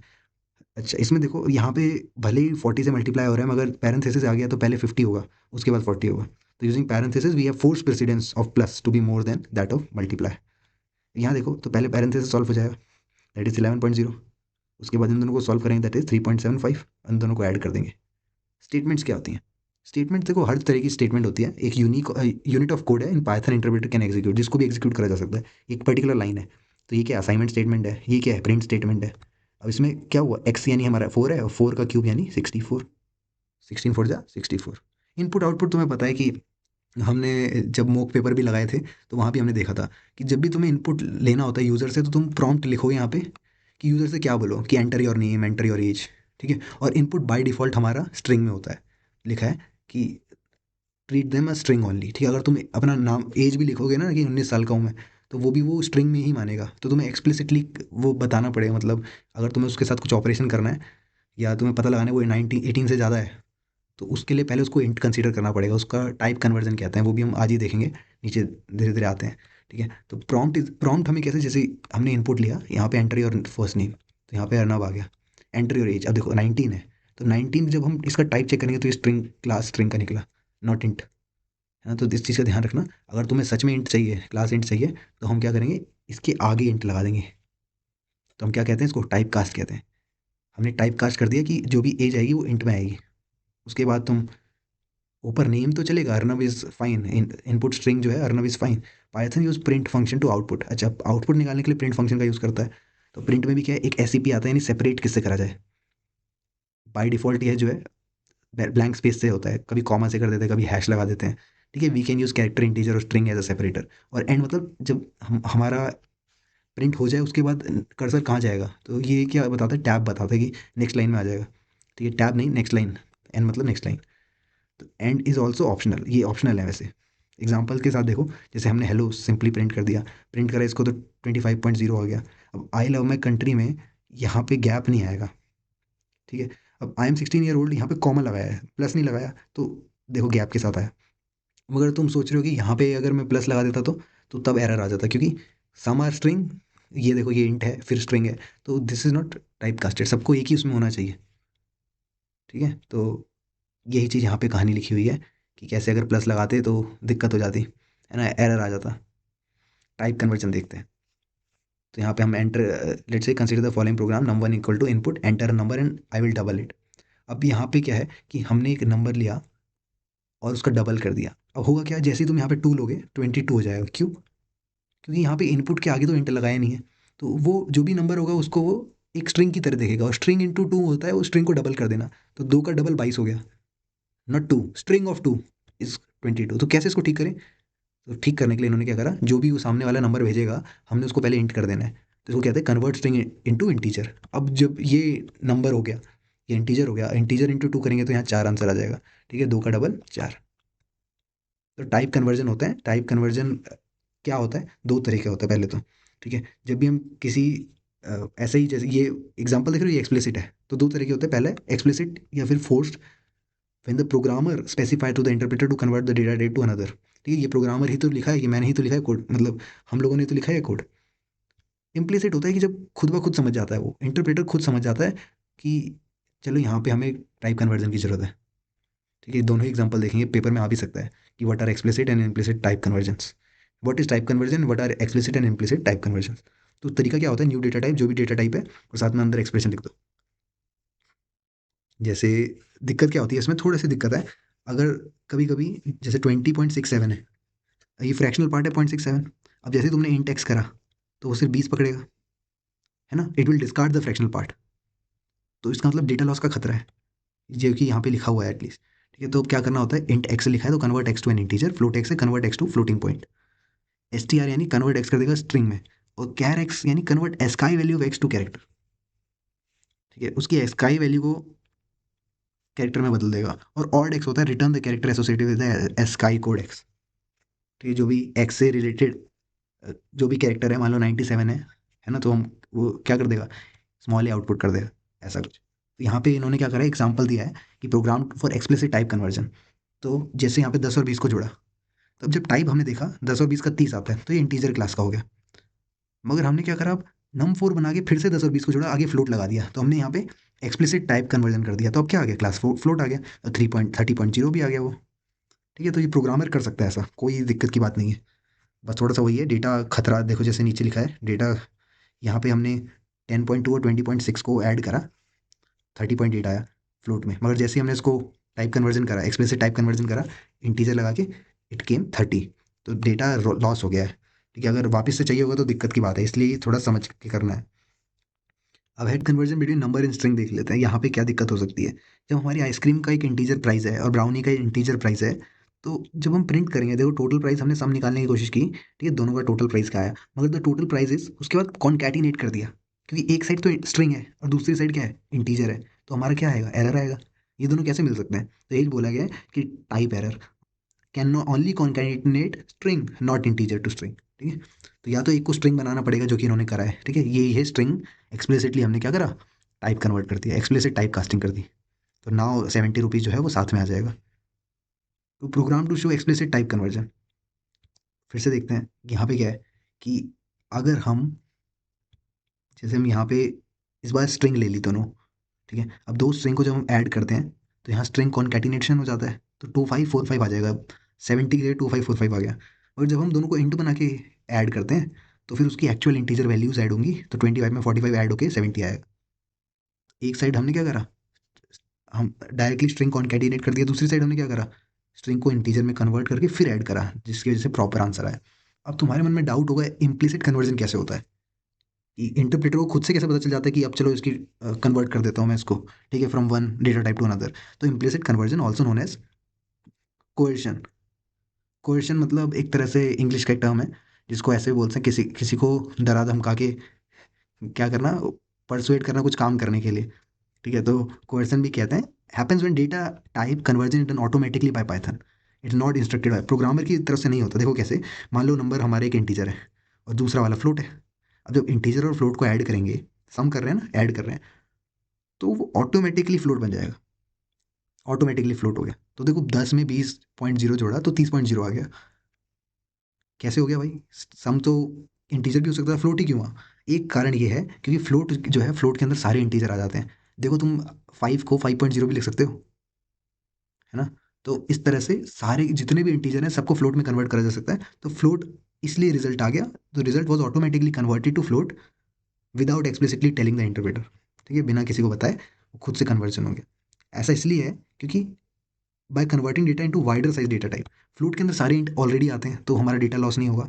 ठीक है, तो ये एक अच्छी बात है। तो इन्फॉर्मेशन लॉस ना हो जाए इसलिए वो इम्प्लिसिट टाइप कन्वर्जन उसने फ्लोट में ही कर दिया। डिबगिंग क्या होता है, ये वाला क्वेश्चन भी हम क्या करेंगे, वीडियो के लास्ट में हम खुद से मतलब मैंने से रिलेटेड एक क्वेश्चन तैयार करा है, वो सॉल्व करेंगे। अब इसके अंदर हमसे पूछा जा सकता है ये 3 एरर। अगर डिबगिंग पूछता है, जैसे उस क्वेश्चन में सिर्फ डिबगिंग के बारे में बताया हमने, यहाँ पे अगर तुमसे एरर्स के बारे में बताने को पूछते तो what is debugging and what are the errors, तो एरर्स को भी एक्सप्लेन करना पड़ेगा। अब प्रोग्रामर कोई गलती कर सकता है ना? जब प्रोग्राम अच्छे से रन ना हो, एग्जीक्यूट ना हो या रॉन्ग आउटपुट दे, तो डिबगिंग करने की ज़रूरत पड़ती है, हमें बग्स रिमूव करने की ज़रूरत पड़ती है ना? बहुत सारे के एरर हो सकते हैं। सिंटेक्स एरर क्या होता है, मान लो तुम्हें पैरेंथेसिस नहीं लगाया, कि देखो हर एक प्रोग्रामिंग लैंग्वेज का खुद का सिंटेक्स होता है। पाइथन में अलग तरीके से फंक्शन डिफाइन होता है, सी प्लस प्लस में अलग तरीके से। तो अगर तुम सिंटेक्स फॉलो नहीं करोगे तो सिंटेक्स एरर आएगा, सिंपल। ठीक है, जैसे यहाँ पे एक एग्जांपल छोटा सा दे सकते हो कि एक पैरेंथेसिस अगर खुला है तो बंद भी होना चाहिए आगे जाके, तो due to absence of right parenthesis, तो that's why syntax error occurred. तो ये the interpreter interprets the statement only if syntactically correct. ठीक है, ये सारी चीज़ें तुम लिखोगे अगर पेपर में आता है। तो लॉजिकल एरर क्या हो सकता है कि हमारा प्रोग्राम सही से सही लग रहा हो मगर लॉजिक सही ना हो। जैसे देख लो, 10 + 12/2 हम क्या कर रहे हैं, एवरेज निकाल रहे हैं 2 नंबर का, मगर यहाँ पे क्या होगा, प्रेफरेंस डिवाइड को मिलेगी और 16 आंसर आ जाएगा। मुझे 10 और 12 का एवरेज चाहिए तो 16 आ रहा है, जो कि गलत है, 11 आना चाहिए। 10 और 12 के बीच का नंबर आना चाहिए ना, 11। तो 16 क्यों आ रहा है, क्योंकि हमारा लॉजिकल एरर था। तो logical error is a bug in a program that cause its behaviour incorrectly. ठीक है, कोई अनडिजायर्ड आउटपुट आता है, हमारा सिंटेक्स में कोई गड़बड़ नहीं है, बस आउटपुट सही नहीं आ रहा है, उस केस में हम ये लेते हैं। फिर रन टाइम एरर क्या होता है, मतलब अच्छे से प्रोग्राम सही है प्रोग्राम, मगर रन टाइम एरर में एग्जीक्यूटिंग के टाइम पे दिक्कत आ जाती है। सिंटेक्टिकली करेक्ट है, इंटरप्रेटर एग्जीक्यूट नहीं कर पा रहा है। बहुत से कारण हो सकते हैं, divide by zero is one example. ठीक है, एक अच्छा से यहाँ पे इन्होंने कितना अच्छा तरीका दे रखा है कि मान लो अगर किसी यूज़र ने, जैसे नम 1 हमारा 10.0 है, ठीक है, ये फ्लोट वैल्यू है, नम 2 हमारा कोई यूज़र इंटीजर वैल्यू, हम उसको टाइप कास्ट कर रहे हैं। अब किसी ने यहाँ पे एप्पल कर दिया, देख रहे हो, किसी शैतान ने यहाँ पे एप्पल लिख दिया। अब तुम 10 को एप्पल से डिवाइड करोगे तो क्या आएगा, क्योंकि इंट होना चाहिए विद अ बेस 10। यहाँ पे एप्पल तो कुछ है ही नहीं, मतलब एप्पल तो स्ट्रिंग है ना? तो यहाँ पे थोड़ा दिक्कत हो गई। दूसरी दिक्कत क्या है, किसी ने यहाँ पे जीरो लिख दिया तो यहाँ पे आएगा zero division error, float division by zero, तो that is also error. Summary देख लेते हैं फटाफट। पाइथन एक open source high level interpreter based language है that can be use for multitude of scientific and non scientific computing. ठीक है, तो पहले तो ओपन सोर्स है, high level interpreter based language है। ये 3 चीज़ याद रख लोगे, काम हो जाएगा। कमेंट नॉन एग्जीक्यूटेबल होते हैं। ठीक, कमेंट हम इसलिए डॉक्यूमेंटेशन के लिए करते हैं। N identifier is use defined name given two variable for a constant in Python. ठीक है, एक नेम गिवन होता है, आइडेंटिफायर क्या है, एक यूजर डिफाइंड नेम है, तुम कुछ भी रख सकते हो, मगर थोड़े कन्वेंशन फॉलो करने, कीवर्ड नहीं होना चाहिए, अंडरस्कोर या अल्फाबेट से शुरू होना चाहिए। ठीक है, वो सारी चीज़ें ध्यान रखना। The process of identifying and removing error from a computer program is called debugging. तो कोई पूछे व्हाट इज डिबगिंग या अंडरस्कोर यहाँ पे लगा के, मतलब फिल इन द ब्लैंक्स पूछे, तो आइडेंटिफाई और रिमूव करना एरर को एक कंप्यूटर प्रोग्राम में से, उसको डिबगिंग कहते हैं, बग्स को रिमूव करना। Trying to use a variable that has not been assigned a value gives an error. ठीक है, जो वैल्यू ही असाइन नहीं कर रखी उस वेरिएबल का क्या हुआ, एरर आएगा। ये कहाँ से लिख दिया। बहुत तरह के डेटा टाइप्स होते हैं, integer, boolean, float, complex, string, list, tuple, set, none and dictionary, सब हमने बात कर ली है। Data type conversion can happen either explicitly और इम्प्लिसिटली। ठीक है, तो इधर एक्सप्लिसिटली भी हम देख चुके हैं, इम्प्लिसिटली भी क्या होता है वो भी हम देख चुके हैं कि किस तरह से वो इंटीजर भी फ्लोट हो गया था। एक्सप्लिसिट भी हम देख चुके हैं। Operators are construct that manipulate the value of operand. ठीक है, ऑपरेंड्स की वैल्यू, ऑपरेटर मतलब जैसे अर्थमेटिक ऑपरेटर हो गया, प्लस माइनस या नॉट, हम सब कुछ देख चुके हैं। ठीक है, बहुत तरह के ऑपरेटर्स होते हैं, और यूनरी और बाइनरी भी हो सकते हैं। और सबसे इन दोनों में से प्रेफरेंस किसकी ज़्यादा होती है, यूनरी की। ठीक है, और फिर जाके बाइनरी की भी हमने प्रेसिडेंस ऑर्डर एक बार थोड़ा दिमाग में रख लेना। An expression is a combination of value, variable and operation. Expression क्या है, वैल्यू, वेरिएबल, ऑपरेटर सब हो सकते हैं, ऑपरेटर खाली नहीं हो सकता, बाकी वेरिएबल खाली हो जाए चलेगा।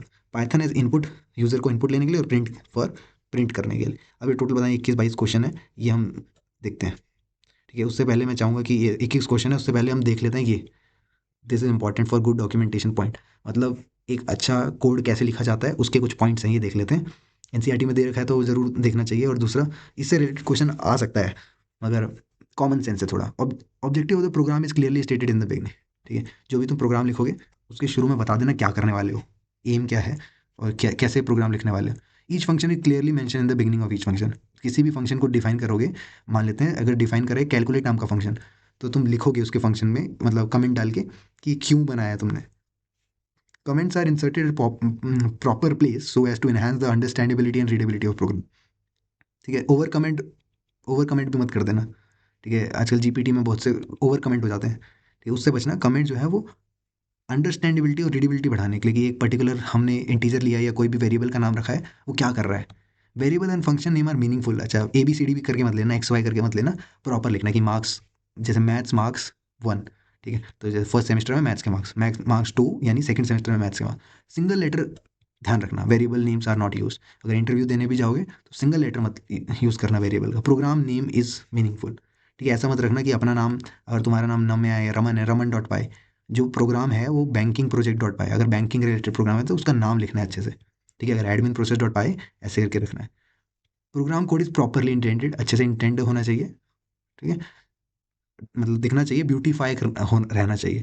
Same name convention are use throughout the program. Same name convention क्या है कि मान लो अगर तुमने पहला लेटर स्मॉल लिखा है, उसके बाद जब सेकंड लिख रहे हो तो एन कैपिटल है, या अगर तुम बीच में अंडरस्कोर लगा रहे हो तो वो हर जगह यूज़ होगा प्रोग्राम में।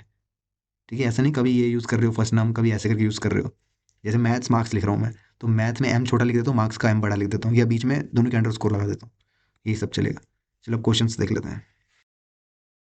पहला क्वेश्चन है, write a program to swap two numbers using a third variable. दो नंबर्स हैं, हमने फर्स्ट और सेकंड को इनपुट करा। स्वैप करना मतलब पहले की वैल्यू दूसरे में, दूसरे की वैल्यू पहले में। ठीक है, enter first number second number. एक हमने फंक्शन बना दिया, डिफाइन कर दिया स्वैप को। ठीक है, तो यहाँ पे क्या है, थर्ड वेरिएबल को हमने पहले नंबर से असाइन कर दिया, पहले नंबर को हमने दूसरे से कर दिया। थर्ड वेरिएबल क्यों बनाने की जरूरत पड़ी? मान लो अगर पहले कोई दूसरे से करते थे तो पहले की वैल्यू गायब हो जाती ना। लेट से पहला 5 था और दूसरा 10 था, तो जैसे ही तुमने पहले नंबर को 5 से 10 कर दिया, अब दूसरे नंबर को 5 कैसे करोगे, क्योंकि वो डिस्ट्रॉय हो चुका है। यही हम बात करे थे कि इम्यूटेबल होते हैं, यानी एक नए एड्रेस पे अगर रेफरेंस हो गया तो पुराने पे नहीं जा सकता, इसलिए थर्ड नाम का बनाना पड़ा कि टेम्परेली हम इसमें रख देंगे, उसके बाद सेकंड नंबर हमारा थर्ड कहलाएगा, उसके बाद रिटर्न कर देंगे दोनों को। तो जैसे ही हम प्रिंट करेंगे swap function, it will change. तो पहले में अगर पहला 5 था दूसरा 10 था तो पहला 10 हो जाएगा, फिर दूसरा 5 हो जाएगा। Swap two number without using a third variable. अब बिना थर्ड वेरिएबल के यूज़ करें कैसे होगा? तो फर्स्ट नंबर हमने लिया, सेकंड नंबर हमने लिया। अब यहाँ पे क्या करा, first number comma second number equal to second number comma first number. ये पाइथन में बड़ी अच्छी ट्रिक है, मतलब पाइथन में यूज़ होता है ना, कि फर्स्ट, अब फर्स्ट नंबर जो है वो हमारा सेकंड हो जाएगा, सेकंड वाला फर्स्ट हो जाएगा और रिटर्न कर देंगे। ये भी सिंपल था, है ना, बिना थर्ड, बिना किसी तीसरे वेरिएबल को लिए। Categorise the following syntax error. ठीक है, पहला है हमारा रन टाइम एरर है, डिवाइड बाई जीरो, रन करने में दिक्कत आएगी। नम वन हमारा 25 है, नम टू जीरो है, तो ये भी रन टाइम एरर है because divisible by zero. Write a program to repeat the string good morning N times. Here N is the integer जो यूजर इंट करेगा, तो हम इंट ले रहे हैं। ठीक है, देख लो टाइप कास्ट कर दिया, जो भी इंटीजर यूजर डालेगा, मान लो 5 बार है तो 5 बार गुड मॉर्निंग लिखाएगा, क्योंकि फॉर की रेंज उतनी चलेगी। Which are the following identifier name are invalid. हाँ, ऐसे आ सकता है एमसीक्यू में कि इनमें से कौन से आइडेंटिफायर नेम इनवैलिड है। Dot is not allowed in. ठीक है, सीरियल नंबर के पीछे यहाँ पे डॉट लगा है, अंडरस्कोर तक ठीक था, डॉट कहाँ से लगा दिया, ये पाइथन नहीं समझता, इनवैलिड है। फर्स्ट रूम इनवैलिड, क्यों? क्योंकि यहाँ पे स्टार्ट नंबर से हो रहा है। 100 के बाद डॉलर लगा दिया, ये डॉलर कहाँ से आ गया? मैंने बताया ना, special characters are not allowed. Then total marks gap कहाँ से आ गया? स्पेस नहीं होना चाहिए। टोटल अंडरस्कोर मार्क्स वैलिड है, टोटल माइनस मार्क्स हम हाइफन नहीं यूज कर सकते। Underscore percentage invalid, reason identifier can not begin with underscore, underscore से बिगिन नहीं होगा। ट्रू इनवैलिड, क्योंकि यहाँ पे कीवर्ड है। ठीक है, मेरे को लगता है यार ये ठीक है, क्या बोलते हो तुम? क्योंकि अंडरस्कोर से बिगिन हो सकता है, कमेंट में बताना। ट्रू तो बिल्कुल गलत है क्योंकि कीवर्ड है ये। Write the corresponding Python assignment statement. Assign 10 to variable length and 20 to variable breadth. ठीक है, तो हम क्या करा, कि लेंथ को 10 ले लिया, ब्रेथ को 20 ले लिया, सिंपल। अब एवरेज निकालना है लेंथ और ब्रेथ का, तो दोनों को पैरेंथेसिस के अंदर लेके 2 से डिवाइड कर दिया। उसके बाद assign a list containing string paper gel pen eraser to a variable stationery. तो स्टेशनरी हमने बनाया, अब ये सब क्या लिस्ट आइटम्स है तो लिस्ट में बना दिया इसको। ठीक है, यहाँ क्लोज भी करना है, भूलना मत। अब नाम है मोहनदास करमचंद गांधी, फर्स्ट को मोहनदास कर देंगे, मिडिल को करमचंद, लास्ट को Gandhi. Assign the concatenated value of string variable first middle and last full name. ठीक है, तो यहाँ पे क्या करा कि थोड़ा सा गैप देने के लिए हमने बीच में क्या करा, एक एम्प्टी स्ट्रिंग डाल दी, जिससे कि गांधी जी का पूरा नाम आ जाए। Write logical expression correspond to the following statement in Python, और इवैल्यूएट करना है। ठीक है, the sum of 20 and -10 is less than 12। तो स्टेटमेंट क्या है, sum of 20 and -10 less than 12, 20 and -10 smaller than 12, ये हमने लॉजिकल एक्सप्रेशन क्रिएट कर दी। Num 3 is not more than 24, तो num 3 smaller than equal to 24, और नॉट नम 3 ग्रेटर देन। देखो, नॉट लगाना ये थोड़ा कंफ्यूजिंग हो सकता है तुम्हारे लिए, मगर बोलते हैं ना कि क्या नहीं करना, तो ये बता दो क्या करना है, मैं उसके आगे नॉट लगा दूंगा। तो यहाँ क्या हुआ, सारे नंबर जो भी 24 से ज़्यादा है वो नहीं। ठीक है, बोलते हैं ना कि एक लाल बटन दिख रहा है वो दबा दिया, नहीं दबाना था। तो स्मॉलर देन इक्वल टू 24, तो तुम्हें अगर ये समझ में आ रहा है तो ये ईजी है। 6.75 is between the value of integer num one and num two, greater than equal to num one, 6.75 smaller than equal. ठीक है, तो बिटवीन बोला है ना, तो यहाँ पे एक side greater than equal to, यहाँ पे एंड लगा के स्मॉलर देन इक्वल टू, क्योंकि बीच में एंड। अच्छा, मिडल अगर लार्जर है, बड़ा है फर्स्ट से, एंड मिडल स्मॉलर है लास्ट से। अच्छा, अगर लिस्ट की स्टेशनरी नाम की लिस्ट जो है वो एम्प्टी है, तो लेंथ लेंथ बताता है हमारी लिस्ट की लेंथ। अगर वो जीरो रहेगी तो इसका मतलब एम्प्टी।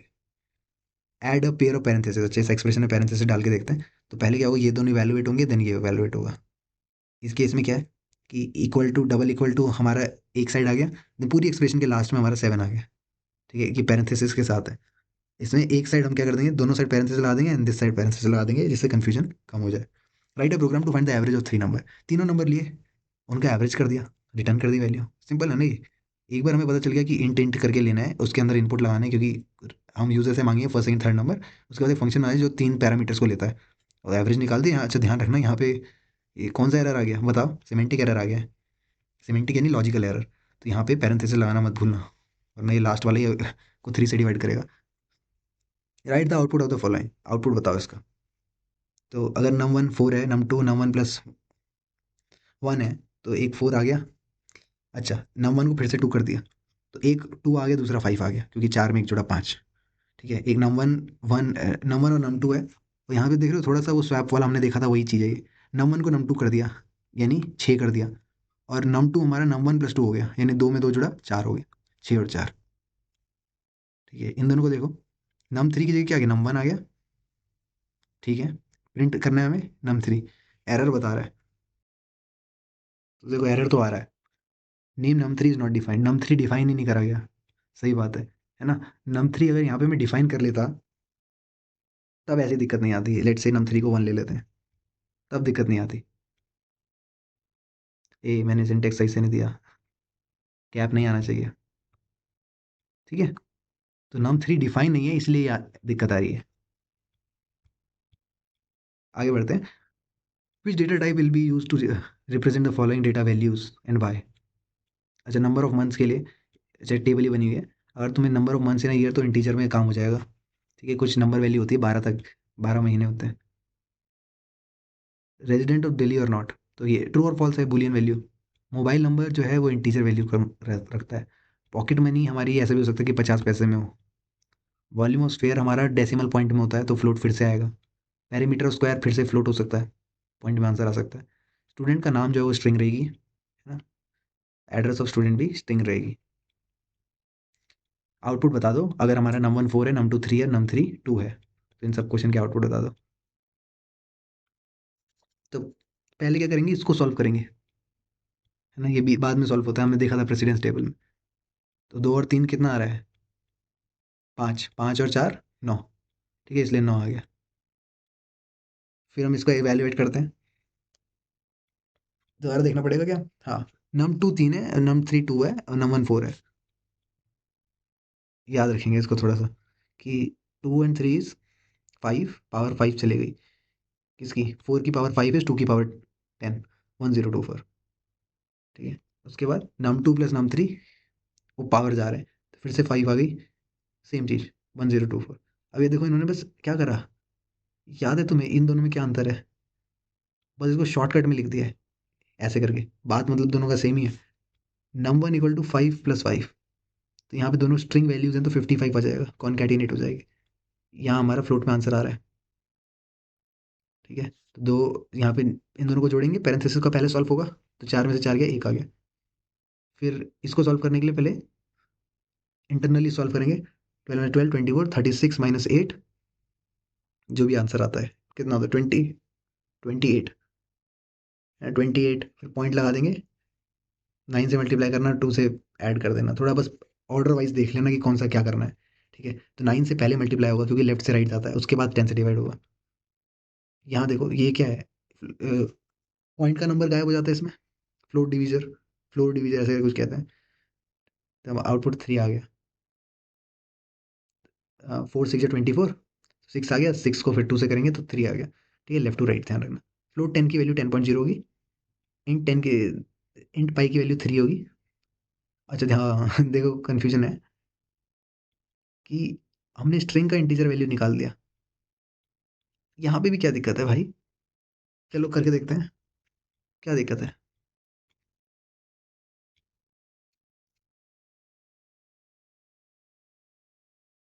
अच्छा, एरो का बता रहा है क्या? एरो हम कुछ इनवैलिडेटर फॉर इंट विद बेस 10। अच्छा बहुत बेसिक चीज़ है। इंटीजर कैसे हो सकता है फ्लोट? अगर हम यहाँ पे फ्लोट लिखेंगे तो तब हमारा प्रिंट हो रहा है। नेक्स्ट आते हैं बाय, और बाय में दिख ही रहा है यहाँ पे केस सेंसिटिव रहता है ऑर्डर। अगर केस अलग है तो वो अलग कंसीडर करेगा। एंड है तो अगर एक भी साइड, दोनों साइड ट्रू होनी चाहिए। ठीक है, 10 9 के बराबर नहीं है और 20 20 के बराबर है तो इक्वल टू भी है तो ट्रू आ गया। इसको इवैल्यूएट करेंगे, ये भी ट्रू आ रहा है। एंड है तो इस साइड को और इस साइड को, तो एक चीज़ तो समझ में आएगी, 29 greater than equal to 29 by ये है ना? अगर 29 को कम कर देंगे तो इससे तो 29 तो ज़्यादा ही होगा। यहाँ को इवैल्यूएट करते हैं, नॉट इक्वल टू को बाद में चेक करेंगे, सबसे ज़्यादा प्रेसिडेंस इसकी होती है, यानी 4 आ गया, 2 की पावर 2 इज़ 4। 4, फिर यहाँ पे 4 को 6 से मल्टीप्लाई करेंगे, 6 × 24 + 10 34, not equal to this, definitely नहीं है, दिख ही रहा है ना? इन दोनों को जब डिवाइड भी करेंगे, पॉइंट में जो आएगा उसको हटा देंगे, 3 से माइनस करेंगे तो नॉट इक्वल टू आएगा। प्रिंट करना है ये 5 modulus 10 plus 10 smaller then 50, and ये तो ठीक ही है, ट्रू है। ठीक है, और इसको चेक करो कैसे करेंगे। तो मॉड्यूलस पहले आएगा, 5 को 10 से अगर डिवाइड करने पे रिमाइंडर क्या आ रहा है? 0। 10 के टेबल में 5 को आता है, 0 पे आता है, रिमाइंडर 5 आ गया। ठीक है, मतलब 10 0 से 0, रिमाइंडर 5 आ गया, 5 आ गया। 5 + 10 is 15, that is smaller than 50, तो ट्रू है। इसको प्रिंट करते हैं, बहुत सारे पैरेंथेसिस हैं। अच्छा, ध्यान रखना और भी है एंड भी है, तो पहले एक काम करते हैं, सबसे छोटे पैरेंथेसिस को करते हैं सॉल्व। इसका क्या है, 10 स्मॉलर देन 0, दैट इज गलत, है ना? तो इस अगर यही फॉल्स हो गया तो पूरा गया, ये पूरा गया, तो यहाँ से फॉल्स आ गया। अब फॉल्स और 0 smaller than 6, that is true, तो ट्रू और फॉल्स इज ट्रू। यहाँ पे राइट, अब यहाँ पे कन्वर्ट करना temperature in degree Celsius to degree Fahrenheit में, with the water boil at 100 degree Celsius and freeze at 0 degree. Hint दे रखी है हमें कि ये चीज़ यूज़ करनी है। डिग्री फ़ारेनहाइट इक्वल टू क्या होता है, डिग्री सेल्सियस इंटू 9/5 + 32, 9/5 + 32। तो हमने एक डिफाइन कर दिया, ठीक है, थोड़ा गैप है, जब भी कोई फंक्शन डिफाइन करते हैं तो फेयर कन्वर्ट टी टेम्परेचर को, तो हमने फ़ारेनहाइट पे कन्वर्ट करने के लिए एक्स ले लिया एक वेरिएबल, जिसको टी हमें यूज़र से मिलेगा, मान लेते हैं 100 है। ठीक है, तो 100 इंटू 9/5 + 32 डायरेक्टली सॉल्व कर दिया। जस्ट एक फंक्शन को कॉल करना है जो कि वैल्यू फिक्स करता है। ठीक है, कोई फ्लोट वैल्यू आएगी। A dartboard of radius 10 unit and the wall is hanging. अच्छा, वॉल इट इज़ हैंगिंग, ठीक है, एक डार्ट बोर्ड है जिस पे निशाना मारा जाता है। 2D है coordinate system with the board centre, जो बीच में जो मारता है, जैसे तुमने देखा होगा गोली वोली मारते हैं, तो ये कुछ लोग डार्ट फेंकते हैं, सेंटर पे कोऑर्डिनेट 0 0 है, वेरिएबल एक्स एंड वाई जो है वो कोऑर्डिनेट स्टोर कर रहे हैं। ठीक है, write a Python expression using variable X and Y that evaluate to true if the dart hit the dart board and then evaluate the expression for the dart coordinates. ठीक है, तो इन coordinates के लिए एक्सप्रेशन बतानी है, पहले Python programme लिख लेते हैं। डिस्टेंस फार्मूला हम यूज़ कर सकते हैं कि उस पॉइंट से कितनी दूरी पे है, where the dart hit the dart board, है ना? तो अगर हमारे पास distance of the point x y from the origin is given by x square plus y square, का अंडर रूट भी होता है शायद, टू कैलकुलेट द स्क्वायर, हाँ, square root of the equation we can raise the power this. ठीक है, तो ये पता है तुम्हें, डिस्टेंस फार्मूला पता है ना कि किस तरह से निकालते हैं अगर एक्स वाई कोऑर्डिनेट है। तो ऐसे अगर याद हो, मैथ्स के टाइम पे हमने कौन सी क्लास में किया था, सेक्शन फार्मूला वगैरह देखा था, x - x1 का whole square plus y - y1 का होल स्क्वायर, का वोल रूट। तो वही चीज़ इन्होंने यहाँ पे करा है, क्योंकि माइनस करने के लिए 0 0 कोऑर्डिनेट्स है ना, बताया हुआ क्वेश्चन पेपर में कि दैट सेंटर कोऑर्डिनेट 0 0 है, तो हमारा फॉर्मूला सिंप्लीफाई हो जाएगा √x² + y²। तो इनपुट करा, डिस्टेंस क्या होगा, x का स्क्वायर और y का स्क्वायर का वोल रूट निकाल दिया, 0.5 का पावर लगा दिया। ठीक है, पता है ना, हाफ 0.5 को हाफ कहते हैं और √100 मतलब 0.5। If the distance greater than 10 means the dart is more than 10 units away from the centre, तो print smaller than equal to 10। तो आउटपुट इसका ट्रू हो जाएगा, सही जगह पे हमारा है, ये ज़्यादा हो जाएगा ट्रू, ये फॉल्स हो जाएगा, डिस्टेंस कैलकुलेट कर रहे हैं। ठीक है, 10√2 आएगा इसका, जो कि अवे है। Write a Python program to calculate the amount payable in if money has been lend on simple interest. ठीक है, तो कुछ चैप्टर वैप्टर से रिलेटेड है, तुम्हें बस सिंपल इंटरेस्ट का फॉर्मूला पता है ना, PRT/100, वो लगा देना है। प्रिंसिपल ले लिया, इंटीजर रेट ले लिया, टाइम ले लिया, तीनों चीज़ें ले ली। अब टोटल अमाउंट हमारा, सिंपल इंटरेस्ट हम ऐड कर रहे हैं टोटल अमाउंट में, जो भी हमारे पास प्रिंसिपल है उसमें सिंपल इंटरेस्ट ऐड कर दिया, रिटर्न कर दिया टोटल अमाउंट। ठीक है, और जब प्रिंट यहाँ पे डायरेक्टली क्या करा, फंक्शन को कॉल करा है, डेफिनेशन को कॉल करा है, उसमें तीनों चीज़ों की वैल्यू प्रोवाइड कर दी, हमारा आंसर आ जाएगा। ठीक है, सिंपल इंटरेस्ट तो आ गया, उसको अमाउंट में ऐड कर देना है बस, simple. Write a program to calculate how many days of work will be completed by 3 person. ठीक है, 3 दोस्त हैं और takes x days, y days and z days respectively to do the job alone. ठीक है, ABC जो है वो XYZ डेज लेते हैं। फॉर्मूला भी दे रखा है साथ में, तो और अच्छी बात है, फॉर्मूला डायरेक्ट लगा देंगे। ठीक है, x × y × z डिवाइड करा, ये चीज़, यही फॉर्मूला लगा दिया, तो हमारे पास तीनों चीज़ों की वैल्यू दे रखी है। Work will be completed in days, हम डायरेक्टली आउटपुट कर देंगे। Program to enter two integer and perform all arithmetic operation on them. ठीक है, तो ये सिमिलर मैंने मूक में भी करवा रखा था, उसमें किसी का डाउट आया था कि हमने फंक्शन क्यों नहीं बनाया, तो हाँ, फंक्शन बनाना है और इस तरह से बना देना। ठीक है, डेफ और एडिशन के बीच में गैप जरूर देना, जब हम फंक्शन डिफाइन करते हैं तो कीवर्ड को दूर रखते हैं थोड़ा। तो एडिशन के लिए हम ऐड कर देंगे, सब्ट्रैक्शन के लिए कर देंगे माइनस, मल्टीप्लाई और डिवाइड। उसके बाद जो भी वो बोलेगा, ये डॉट फॉर्मेट, ये तरीका क्या होता है, अब अभी तक हमने तो नहीं पढ़ा है, मतलब एनसीईआरटी में, मगर ये करता क्या है, जो करली ब्रेसेस के अंदर है उसकी वैल्यू प्रोवाइड कर देता है। तो 0th पोजीशन पे ए की वैल्यू आ जाएगी, तो addition of A and B is, ठीक है, ये जरूरी नहीं है तुम्हें लिखना है इस तरह का। ठीक है, तो addition of A and B, मतलब यहाँ पे अगर मान लो 5 और 6 को ऐड कर रहे हो, तो यहाँ 5 और 6 लिखा हुआ आएगा, फिर हम एडिशन को कॉल कर देंगे। ठीक है, वो रिटर्न कर देगा, 5 और 6 को जोड़ा 11 हो गया। सिमिलरली उन्होंने सब्ट्रैक्शन, मल्टीप्लिकेशन, डिवीजन के लिए सेम चीज़ करी है। तो तुम डायरेक्टली फंक्शन बना के भी कर सकते हो, ये एक ऐसे कर सकते हो कि एंटर 1 फॉर एडिशन, 2 फॉर, वो वाला तरीका भी ठीक है। Volume of sphere radius r is 4/3 πr³ होता है, सबको पता है स्फीयर का रेडियस क्या होता है। अच्छा, अब तुम्हें तीन वैल्यूज दे रखी हैं, तो कैसे निकालेंगे, पाई की वैल्यू हमने ये ले ली, इतनी सारी याद करने की जरूरत नहीं है, 3.14 ही मान लो। वॉल्यूम हमारा, यहाँ पे ध्यान रखना, ठीक है, आर का क्यूब है तो यहाँ पे 2 बार स्टार आएगा। रिटर्न वॉल्यूम, नहीं तो POW करके पावर भी यूज़ होती है, फिर उसमें इंपोर्ट करनी पड़ती है कोई class. Return volume, print volume of sphere radius दे रखा है, जैसे हमने 7 रखा, वो 7 की वैल्यू आर पे जाएगी और आंसर आ जाएगा। सिमिलरली 12 और 16 में भी आ जाएगा। तो ये अच्छी बात कंप्यूटर साइंस की है कि सॉल्व करके नहीं दिखाना, कंप्यूटर से पूछना है, computer is kind of calculator, तो वो खुद करेगा ना। Write a program that ask the user to enter age or name and age, उसके बाद print a message address to the user that tell user the year in which they will turn.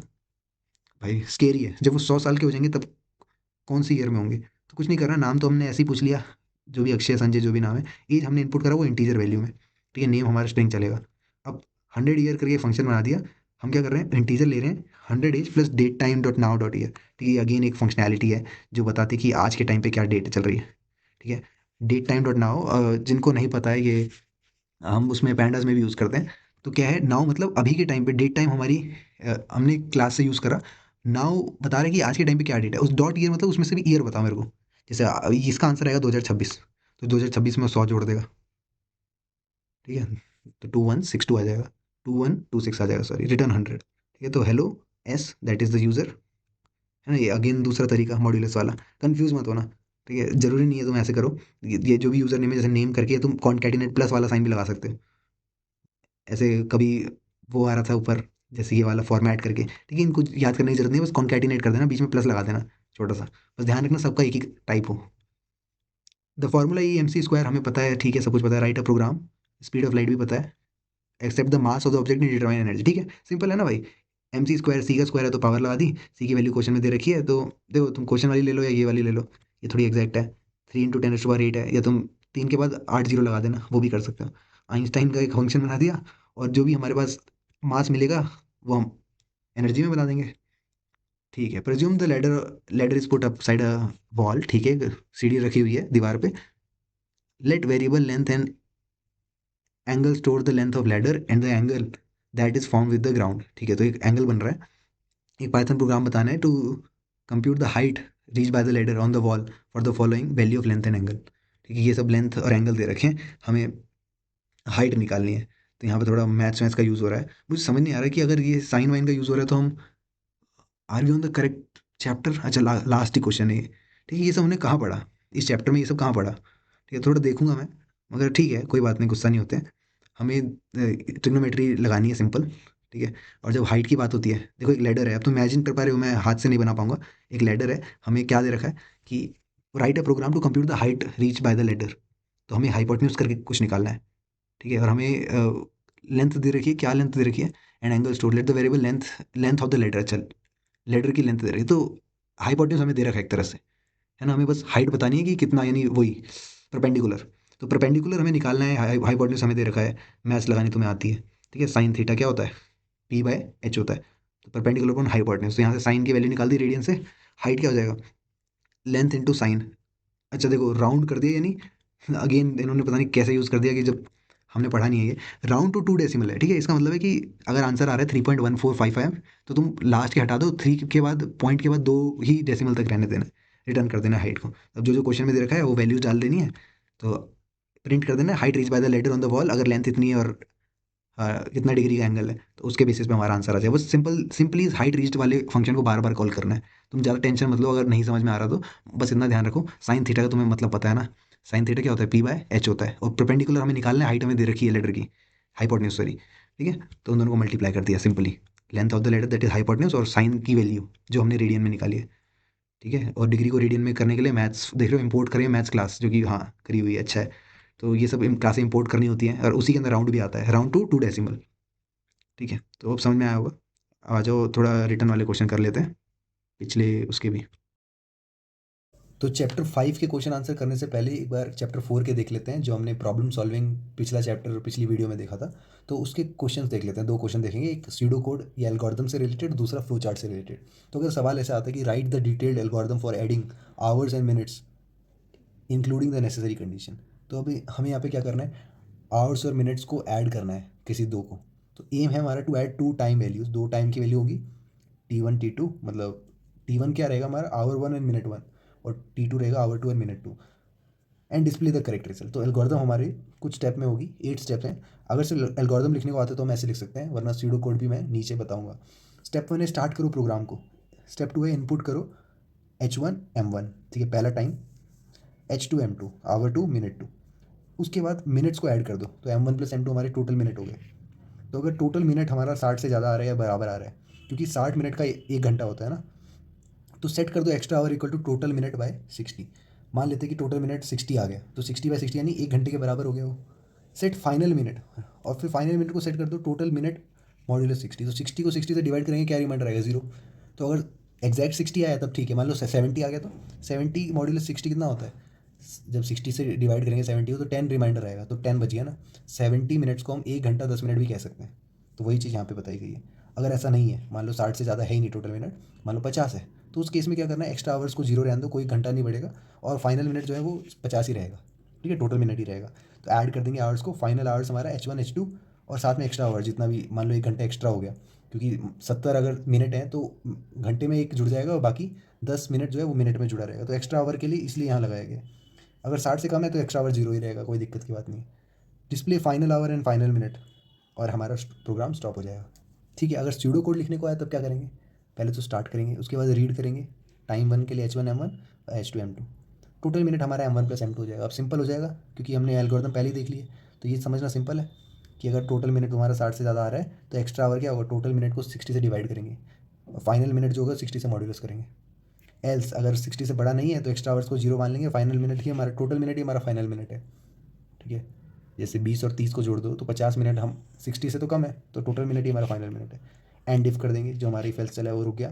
Final our जो है वो H1 plus H2 plus extra our, अगर extra our ऊपर बना है तब ठीक है, नहीं है तो 0, और प्रिंट कर देंगे फाइनल आवर और फाइनल मिनट, और स्टॉप हो जाएंगे। अब बोल रहे हैं explain the importance of flow chart in problem solving with a detailed example. Example के साथ फ्लो चार्ट की इंपॉर्टेंस बतानी है। अगर स्यूडो कोड की पूछी होती तब भी सेम लिखते, मगर फ्लो चार्ट का थोड़ा एज है क्योंकि उसमें डायग्राम बना के काम होता है। तो flow chart is a graphical representation of an algorithm using standard symbol. कुछ सिंबल्स का यूज़ करते हैं, पैरेललोग्राम, ट्राइंगल, ट्राइंगल तो नहीं, रेक्टेंगल, या डिसीजन के लिए काइट जैसा बनाते हैं। It helps in understanding and analysing and solving a problem in a systematic way. तो चीज़ों को समझना और एक प्रॉब्लम को सॉल्व करना सिस्टमैटिक तरीके से, इसमें हमारी फ्लो चार्ट हेल्प करता है। इंपॉर्टेंस क्या है फ्लो चार्ट की? फ्लो चार्ट में complex problem easy to understand by presenting step visually. तो विजुअली अगर हम स्टेप देखते हैं तो इजीली हमें प्रॉब्लम समझ में आती है। सेकंड है, they help in identifying logical error before actual coding begins. ये तुम डायरेक्टली सूडो कोड में भी लिख सकते हो कि जब तुम एक्चुअल कोडिंग करोगे उससे पहले ही हमें लॉजिकल एरर्स मिल जाएंगे कि किस तरह से सॉल्व करना है। Flow chart improve communication between programmer end user. एक बार फ्लो चार्ट बना हुआ है तो प्रोग्रामर भी देख के खुश, यूज़र को भी समझ में आ रहा है। They serve as a blueprint for writing programs. ठीक है, ब्लू प्रिंट की तरह काम करते हैं। एक बार फ्लो चार्ट सामने है तो क्या क्या कोड कब कब लिखना है वो पूरा सीक्वेंस हमारे सामने रहता है। अगर तुम इस एग्जाम्पल को देखो, ये एनसीईआरटी का एग्जाम्पल है, हम स्टार्ट करेंगे और स्टॉप कर देंगे लास्ट में। तो क्या कर रहे हैं इसमें, to check whether a number is even or odd, और flow chart start with input a number. ठीक है, तो हम पहले एक नंबर को इनपुट कर रहे हैं, उसके बाद ये कंडीशन है। कंडीशन क्या है कि नम वन जो है वो मॉड करेंगे 2 से, यानी 2 से डिवाइड करने पे रिमाइंडर 0 आ रहा है, अगर आ रहा है तो यानी वो इवन है, नहीं आ रहा तो ऑड है। यही कह रहे हैं कि check the condition number modulus 2, अगर 0 है तो display even, if true otherwise display odd. The visual representation make the logic clear. तो ये क्लियरली लॉजिक को दिखा रहा है और ईजी टू फॉलो। ठीक है, अच्छे से आप फॉलो कर सकते हैं। कोड में पहले इनपुट करना है, फिर कंडीशन लगानी है, फिर प्रिंट करना है, फिर स्टॉप हो जाएगा। तो अब इस चैप्टर का देख लेते हैं, हमारा स्टार्ट में पाइथन प्रोग्रामिंग का। Explain how Python handles memory management and the concept of object IDs. ठीक है, ये हमने बुक में ही टॉपिक पढ़ा था। तो कैसे वो ऑब्जेक्ट आईडीज के थ्रू मेमोरी मैनेजमेंट देखता है। तो पहले तो अच्छी बात यह है कि Python uses automatic memory management, हमें कुछ करने की जरूरत नहीं है, वो खुद ही मैनेज करता है। Where memory is allocated and deallocated by the Python interpreter without user intervention. तो हमें स्टैक खाली करने की ज़रूरत नहीं है, हमें कुछ करने की ज़रूरत नहीं है, पाइथन इंटरप्रेटर खुद करता है। When a value is assign to a variable, जब भी किसी वेरिएबल को वैल्यू असाइन होती है, पाइथन एक ऑब्जेक्ट बना देगा मेमोरी में, and variable store a reference to the object, not the value itself. ध्यान से समझना क्या बोलने का मतलब है कि अगर तुमने नम1 डिफाइन करा, उसकी वैल्यू तुमने 300 रख दी, तो यहाँ पे क्या हुआ, 300 नहीं रहेगी इसकी, ये बस क्या करेगा, एक तरह से पॉइंट करेगा उसको। तो एक ऑब्जेक्ट बनेगा मेमोरी में, ये मेमोरी में ऑब्जेक्ट बनाया उसने, and variable store a reference. अब वेरिएबल ने तो एक रेफरेंस ले लिया भाई 300 पे, तो वेरिएबल ने एक रेफरेंस, ये एरो जा रहा है, एक रेफरेंस ले लिया 300 पे, जो कि एक मेमोरी में स्टोर्ड ऑब्जेक्ट है उसका।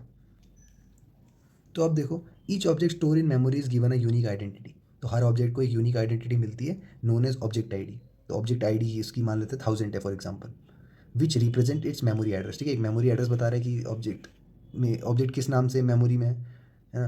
The built in function ID, एक आईडी फंक्शन का यूज़ करते हैं to obtain the object ID of an object. ये भी हम देख चुके हैं एनसीईआरटी में, है ना। अब Python allow multiple variable to reference the same object. Python ऐसे कह सकता है कि एक ही ऑब्जेक्ट के लिए multiple variable num1 and num2 कर रहे हैं, meaning they share the same object ID. तो एड्रेस उसका सेम रहेगा, वैल्यू भी सेम रहेगी। This happens when a variable is assign to another. ठीक है, जब एक वेरिएबल असाइन होता है किसी को तो इस तरह से वो स्टोर करता है। अब मान लेते हैं कि num1 जो है 300 है, num2 300 प्लस 100 है, तो वो कोई दूसरी जगह पे स्टोर होगा, मान लेते हैं 2200। जस्ट एक रैंडम हमने उसको एड्रेस दे दिया, ठीक है, और ये वैल्यू स्टोर जो है वो उसको रेफरेंस कर रहा है num2। ठीक है, तो अच्छा एग्जाम्पल है, एनसीईआरटी से ही उठाया है। For immutable data type like integer, string या टपल, पता है ना, इम्यूटेबल म्यूटेबल मैंने बोला था, क्वेश्चन भी आ सकता है। तो इंटीजर, स्ट्रिंग, टपल, ये सब जो है, any modification to a new object with a new object ID while the old object remain unchange. ठीक है, तो होता क्या है कि कुछ भी मॉडिफिकेशन अगर होती है, जैसे मैंने अभी num2 में ऊपर क्या करा, 100 ऐड कर दिया, तो हमने 100 ऐड कर दिया, उसने num2 को ही चेंज कर दी है दूसरी वैल्यू। तो करता क्या है ये कि एक नया ऑब्जेक्ट क्रिएट कर देगा, ठीक है, 400 नाम से अलग ऑब्जेक्ट आईडी बन गई, एड्रेस अलग दे दिया, और जो ओल्ड वाली है वो कोई चेंज नहीं होती उसमें। ठीक है, तुम बोलो पहले तो रेफरेंस यहाँ पे 300 पे कर रहा था, कोई बात नहीं, जैसे ही 10 बढ़ा, तुमने 100 बढ़ाया, 400 पे कर दिया एक अलग से बना के। ठीक है, तो प्रीवियस वाली अनचेंज रहती है। कह रहे describe the process of debugging in Python and common technique use. तो डिबगिंग क्या होता है, तो debugging is the process of detecting and identifying correcting the error in Python programme. पहले तो पता लगाओ क्या एरर है, ठीक है, डिटेक्ट करो कि अगर एरर है तो चलो एरर है, हमारा प्रोग्राम रुक गया, फिर उसको पता लगाना है, उसके बाद उसको ठीक करना है, जिससे कि हमारा करेक्ट एग्जीक्यूशन हो और आउटपुट सही आए। Python display error message and trace back with help of programmer locate the line number and type of error. अब जब भी देखो तुम्हें कोई किसी भी लाइन पे एरर मिलता है तो पता है ना, लाइन नंबर 22 पे एरर आ रहा है, कैसा एरर है कि वेरिएबल नॉट डिफाइंड। तो ये टाइप ऑफ एरर पता लग गया कि डेफिनेशन ही नहीं हुई है, या फिर वेरिएबल नॉट डिक्लेयर्ड, ठीक है, डिक्लेयर ही नहीं हुआ है। These messages are essential tool in debugging. तो ऐसे मैसेजेस इंपॉर्टेंट रहते हैं। और कई तरह के एरर होते हैं, ठीक है, यहाँ तुम लॉजिकल, सिंटैक्टिकल, जो भी एरर बनाना चाहते हो वो सबको डिबग करने के लिए हम डिबगिंग की टेक्निक्स यूज़ करते हैं। ये सारी है। क्या करना है, केयरफुली रीड एरर मैसेज। पहले तो एरर मैसेज पढ़ो क्या दिक्कत है। Use print statement to trace program flow. और पता लगाओ कि प्रिंट स्टेटमेंट लगा सकते हो कि तुम्हारा अगर मान लो कोड तुम्हारा 10 लाइन का है और तुम्हें चेक करना है कि कहाँ पे एरर आया, तो तुम 5वीं लाइन के बाद प्रिंट लगा दो, 10वीं लाइन के बाद लगा दो। देखते हैं कि पहली 5 लाइनें अच्छे से प्रिंट हुई कि नहीं हुई, ऐसे करके कुछ। Testing the program with different input, अलग अलग इनपुट डाल के देखो, कभी ज़ीरो डालो, कभी माइनस में डालो, या अगर थोड़ा बड़ा इनपुट डाल के देखा, या जैसे भी कंडीशन है उसके हिसाब से। Checking variable value and condition, ठीक है, अलग वेरिएबल की वैल्यूज़ और अलग अलग कंडीशंस चेक करके देखनी है कि अगर ऐसा ना हो तो तब क्या होगा, तब क्या होगा, ये कंडीशंस चेक करेंगे। Therefore debugging improve program reliability and it is essential step in program development. तो पहले तो हमारी प्रोग्राम की रिलायबिलिटी बढ़ेगी अगर हमने डिबग कर दिया। प्रोग्राम हमें हम प्रोग्राम पे निर्भर हो सकते हैं। तुम कोई सा भी तरह का इनपुट डालो, वो प्रोग्राम सही रिजल्ट दिखाएगा, और प्रोग्राम की डेवलपमेंट में भी हेल्प हो गई। तो हमारा डिबगिंग का प्रोसेस क्या है, पहले प्रोग्राम लिखो, रन करो, एरर आता है तो आइडेंटिफाई करो क्या दिक्कत है, ठीक है। मैं दोबारा बोलता हूँ, प्रोग्राम लिखो, रन करो, एरर आया आइडेंटिफाई करो एरर, करेक्ट करो, फिर से रन करो, ये साइकिल चलेगी।